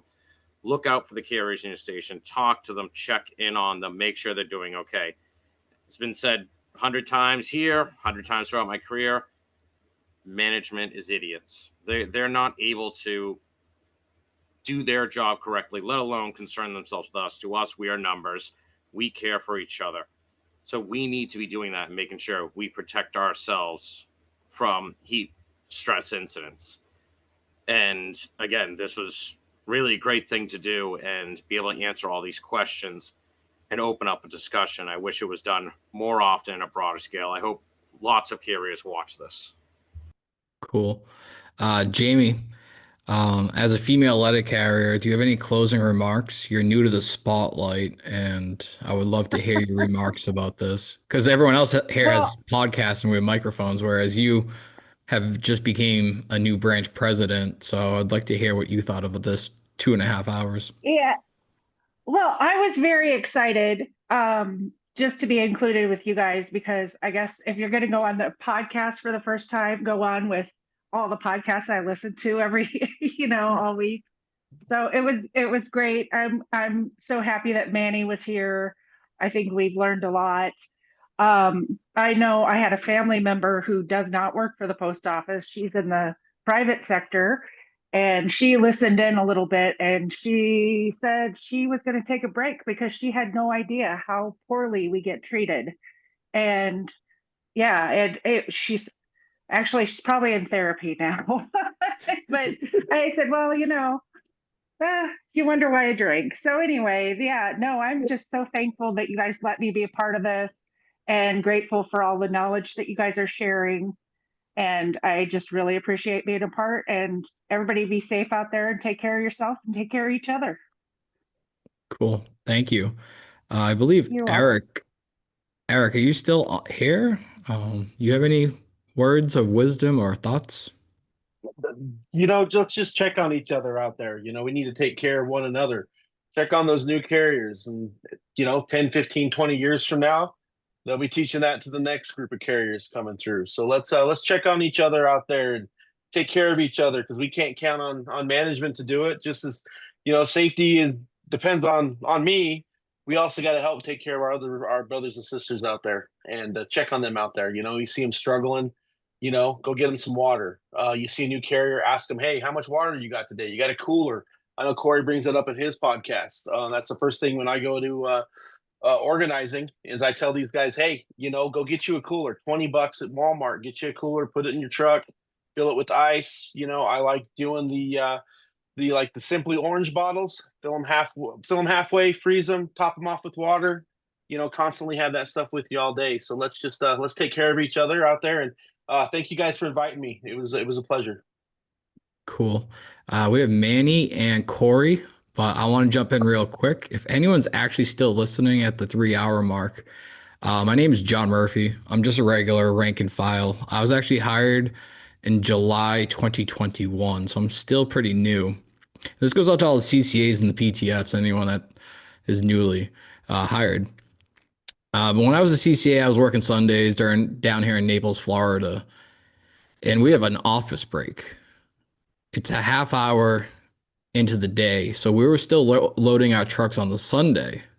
There's 12 of us, and I'm like, yo, it's fucking hot. I'm gonna go take my office break. And the manager at the time was like, you guys don't get breaks on Sundays. And I just laughed. There was 12 of us. 4 of us walked into the break room. And the manager comes in, you guys have 2 choices. Either go back to work or clock out. And all 4 of us clocked out before he was even able to think what he just said. And we just walked out. We clocked out, walked out. And Monday morning, everyone was like, what the fuck? And I'm going to tell this to everyone. We could have the contract all we want, but it's up to us to actually make sure that we work in a safe working environment. And I know the oppressiveness of the boss is intimidating, but act as a collective. Create a group chat with your CCAs. Kick the boss out of them. We all know the boss creates one on Sundays and texts all you guys. Create one just for yourselves and remind each other to take your lunches, to take your breaks, and support each other. You're building a solidarity network that most people don't have. And on top of that solidarity network, you have your contract backing you up. So I'm going to pass this over to Manny, and we could end with Corey because everyone wants to hear Sunday Corey. So Manny, thank you for coming. This was a total surprise. Most people are like, how the hell did Manny get on this? Even I don't know how he got onto this. So I thank him. So Manny, jump on and have some fun. Watch this. Corey will try to defend himself later, but he invited me to a 10-minute session on Thursday night, and then he's refused to tell me what he was doing on Thursday. But if you remember when you got the invite or the message, you corrected that. Listen, I'm not here for any political purpose. It's simply a matter of sharing what's on my plate as the director of safety. I've always done it. I don't give a shit who is the audience, including the previous president. President Rolando, the one thing that he thanked me about is I didn't give a shit who I pissed off on this stuff. It's not a route that's out of adjustment or a little bit of unnecessary overtime. It's a death. Somebody's going to lose a brother or sister. Family's not going to see you coming home. So I've been pretty serious about this stuff from the beginning. So this opportunity to me is just a matter of sharing. And I want to thank you guys for the invite and for allowing me. Some of the messages here, I see Papa Smurf and all the Papa Peralta and stuff. And I just want to say thank you for listening to what I have to share. And as has been said, it dies right here if you don't pass it on. It dies right here if you don't read it, understand it, and breathe life into it. I have been a teacher for the NALC for 46 years. I started as a carrier in 1979 in Anaheim. And the most important thing we can do is teach people to do what we do. And I have taught. Now, Corey will tell you, I taught him how to do arbitrations. He was in the first class I taught when I came to Washington back in 2011. And the bottom line is everything we do, people either see it as a risk when you teach somebody else or an investment in the future, because that's what it should be. Don't be afraid of teaching everybody what you do and make the union stronger. So thank you for the invite. Thank you for the hospitality tonight. And don't give up on this union. Let's fix it. Cool. Thank you. Before Corey jumps on, I totally forgot Josh. Josh, hop on. You're going to be sandwiched in between Manny Peralta and Corey, so that's pretty cool. Let's hear Joshua Sunday voice. Well, you know what? I didn't have too much to say anyway. That's fine. I did want to thank everybody for giving me the opportunity to speak here, but I also want to just I know it's maybe not the right forum, but I do want to say let's not let this pivoting shit get to us this summer. I think pivoting is something that we need to fight wholeheartedly, and it's going to play a factor in our heat safety as well. So with that being said, just keep a focus on complying with the contract, and it will go hand in hand with keeping yourself safe. Thank you. Chris, then Corey, then Badmouth. I know. Sorry, just one quick thing too. So yeah, I think that's one thing is clear about the situation we all are. We are to management. We're just equipment. That's all we are to them. We're not people. We're not their friends, because if it comes down to their paycheck or us or them making the numbers or being our friends, we're out. They'll hire that man who died. I'm sure they listed a CCA position the next day. They don't care. There's no loyalty with any of them whatsoever, and that's the fact. But also too, for all of us who are participating in a CCA summer with BFN, we were out there in Somerville today handing out flyers to workers, and we're talking about HR 1065. We plan on doing a rally. There's a couple representatives in Massachusetts who are not supporting this bill that would replace our arrow keys, because we're, I'm sure, the Pittsburgh rally we were talking about earlier about 3 robberies in 1 week. That needs to end. We need to phase out arrow keys. So we were telling people about 1065, but I think one thing we can do to get the message out it's mostly the CCAs and PTFs we want to reach out. But if you're doing that, We can make this a QR code if you want to hand it out along with Amazon Sundays to the new people. They'll scan it. They can listen to it while they're delivering. Moses, they were doing Prime today. They're out till 7, so they got plenty of time. But this is a great. I think this episode's really useful. Even I learned some stuff today too. So this was useful for me, and I've been here for 8 years. So really, congrats to everyone, and thank you everybody. And really, John, nice job. John talked about this 2 months ago. I'm like, okay, John, this is. I don't know if we can get everyone together, but John worked his ass off to get this done. So, John, really nice job on this, brother. Corey, let's go. Yes, sir. I also want to thank Manny Peralta for coming on tonight. I did say Thursday. I don't know where I came. There was nothing on Thursday. You're hiding something. I'll find out 10 years from now, but I'll find out. There was. I don't know why I came up with Thursday, but I told him, hey, it's just a few minutes. Come on there, and 3 hours later, Manny's still here. But like Manny said, when I started educating, I said, hey, I'm just telling y'all things that have been taught to me. And Manny said it perfectly when he said, I was in his very arbitration class, and Manny taught me how to cuss. And so I've always said that I owe him my my. Yeah, but it only took till Tuesday morning for you to learn, so don't give me that shit. But I owe Manny a lot. But no, I think that what y'all are seeing happen here with this in real time is unprecedented. Again, I thank John for doing this.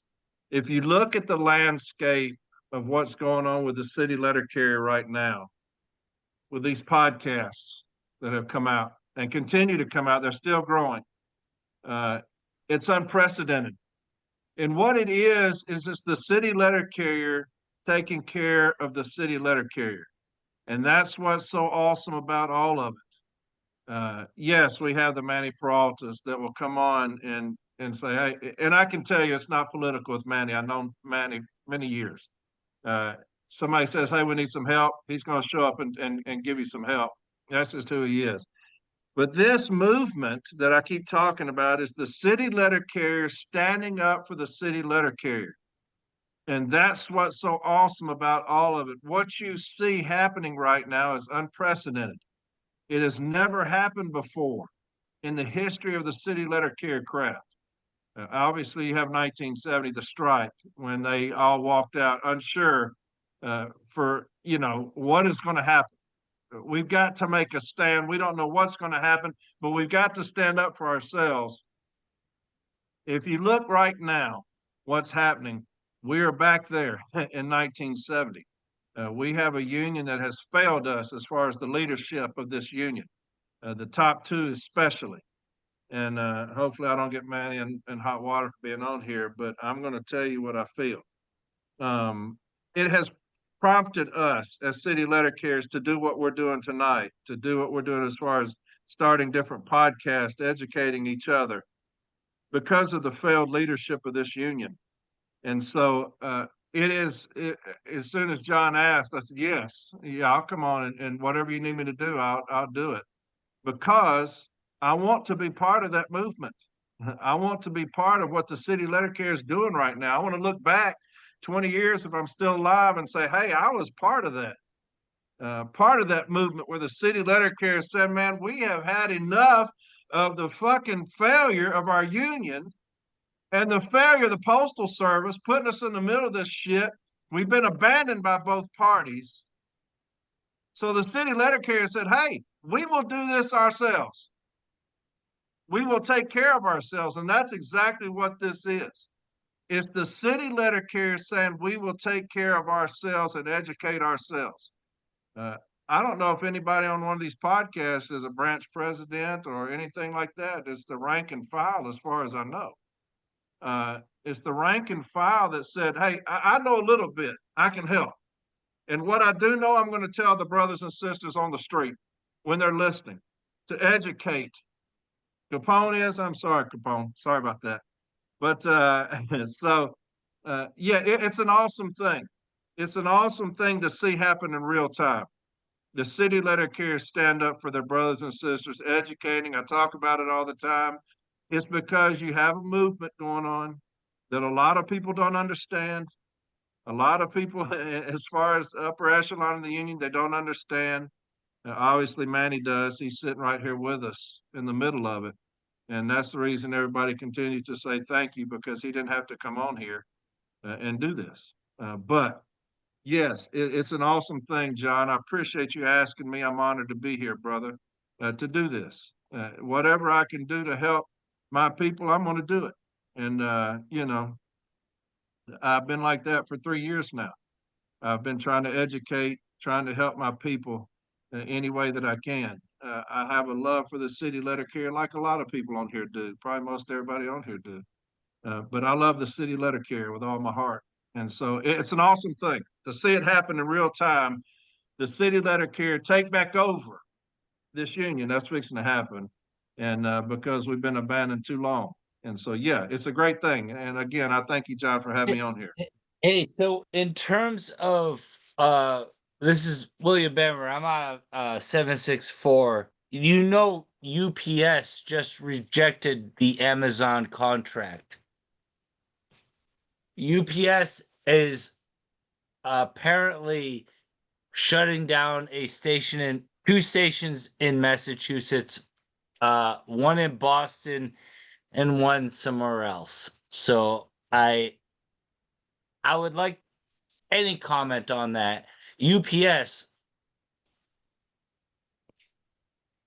Yeah. So they reduced it by 50%. And the issue really is that Amazon is cheap non-union labor.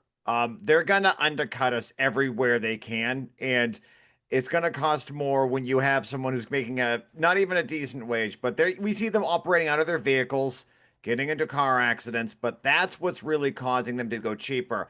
UPS, a lot of their layoffs include like a lot of contractors and managers who don't do anything. They're trimming the fat. But some of the offices, like the one in South Boston, I worked at UPS for 5 years, so I'm a little bit familiar with UPS. But they're kind of consolidating some of their buildings, like S&DCs, but they're trying to lay off more of them. I'm trying to automate more jobs, which isn't really going well. But I think they're just going to be squeezing what's left of that. But as long as there's a major, I mean, I think Amazon has 350,000 employees. They have way more, like they're growing. So as long as a cheap non-union labor force exists, that's why we desperately have to get with the Teamsters. Us and the NALC have to organize the competition like Amazon and FedEx as well, because as long as there's that cheap labor, they're going to go for it. So if we all get on the same standard of a living wage, we're going to be in better shape that way. But yeah, that is something that did happen with UPS. So that's a good question. And Vahil, I see your hand raised, brother. Oh, hello. Hi, my name is Virgilio Goze, NLC Branch 9 here in Seattle. Thank you, Manny, for showing up to this heat safety training. Very important. I do appreciate the fact that you came here for, at Washington State Convention and talked to the stewards here in Seattle about dignity and respect in the workplace. I'm hoping in the future you can also come to one of these podcasts and talk about dignity and respect, because that is a very, very important issue right now in a lot of our workplaces. So yeah, safety, that I believe, dignity and respect in the workplace is a safety issue and should be addressed. Thank you. Thank you. Awesome. Thank you, brother. All right. Josh, see your hand raised. Oh, let me unmute you. Sorry about that.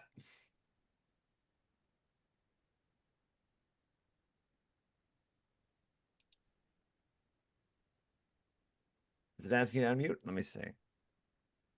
Oh, there you go. Oh, wait, no. Should be getting a request that says to unmute. Try the unmute button now. All right. Where's Badmouth? Badmouth, hop on your soapbox. It's getting late. I'm getting cranky. It's Yeah, 3 hours. trying to unmute my button. Let's end this. Badmouth, you have the final word. Yeah.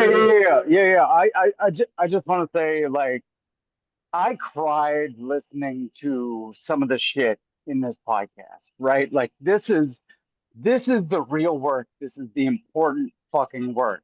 and hearing about our brother in fucking Colorado, like I got fucking like that shit fucking unhorsed me. Like I burned my can of beans I had in the fire. I forgot to take them out. Like the fact that we are all here doing this shit, and Papa Peralta, I'm sorry I gave you that nickname, but it's gonna stick now because you are the only person from National that I have ever been within talking distance of, and that makes you an important person, if that makes sense. You know what I mean? And like Corey was spot on. We got all these people coming up. Like, fuck. I never thought that I would be wanting to pick up a phone and call a dude in fucking Nevada to talk to talk to Michael or Gegax about shit. Like, we are all in this to make our craft, make our people, make create a better living for all of us, right?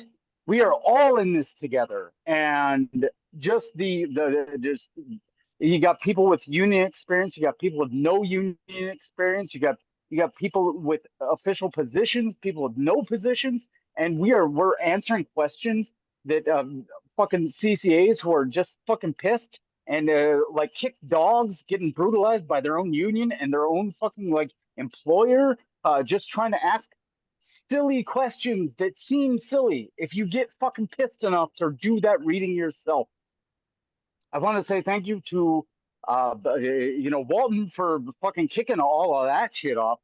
Peralta for being the Papa Peralta for being like the only voice in the room at National that we can actually fucking pay attention to and respect, right? And I want to say thank you to Chris and fucking Murphy. He's a Floridian, but he has a very suspiciously Boston accent. But like, yeah, it's weird. But like the work you guys are doing, like we are all in this together. Like we are Yo, all in this together. what's up? Badmouth, you're good. Sorry. Sorry, Will. Oh yeah. I'm just saying we're all in this together, and we are all throwing down like a big fucking battle royale brawl to make a better world for us and our kids and the least amongst us. We are all taking our specific fucking skills and we are applying them. We are all chained to the world and we are all pulling. And we like I just want to thank everyone here. Like fucking I'm a loudmouth dickhead. Like I love CCAs. That's what I'm gonna do for the rest of my fucking career until someone gets rid of me. But I couldn't do that if it wasn't for like Mallory and Cole, if it wasn't for Corey backing, if it wasn't for the fact that I mean I know Murphy gets mad at me sometimes, but he still answers my phone call. Like you know, like we're all in this shit together and we're all working together. Even we're all dancing the same dance, even if we're not in lockstep. If I'm looking across that dance floor and I see you doing the same steps I'm doing, bitch, let's go.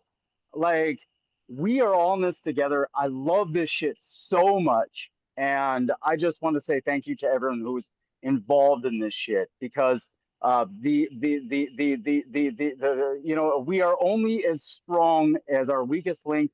We are only we you know it's yeah, I'm gonna start just saying anarchist slogans if I go on too long. But thank you guys. Like we're taking care of each other, and that's what this shit is fucking about. Right on. And Josh, does your audio work? Are you good? Ah, you got it working. All right, Josh, go for it.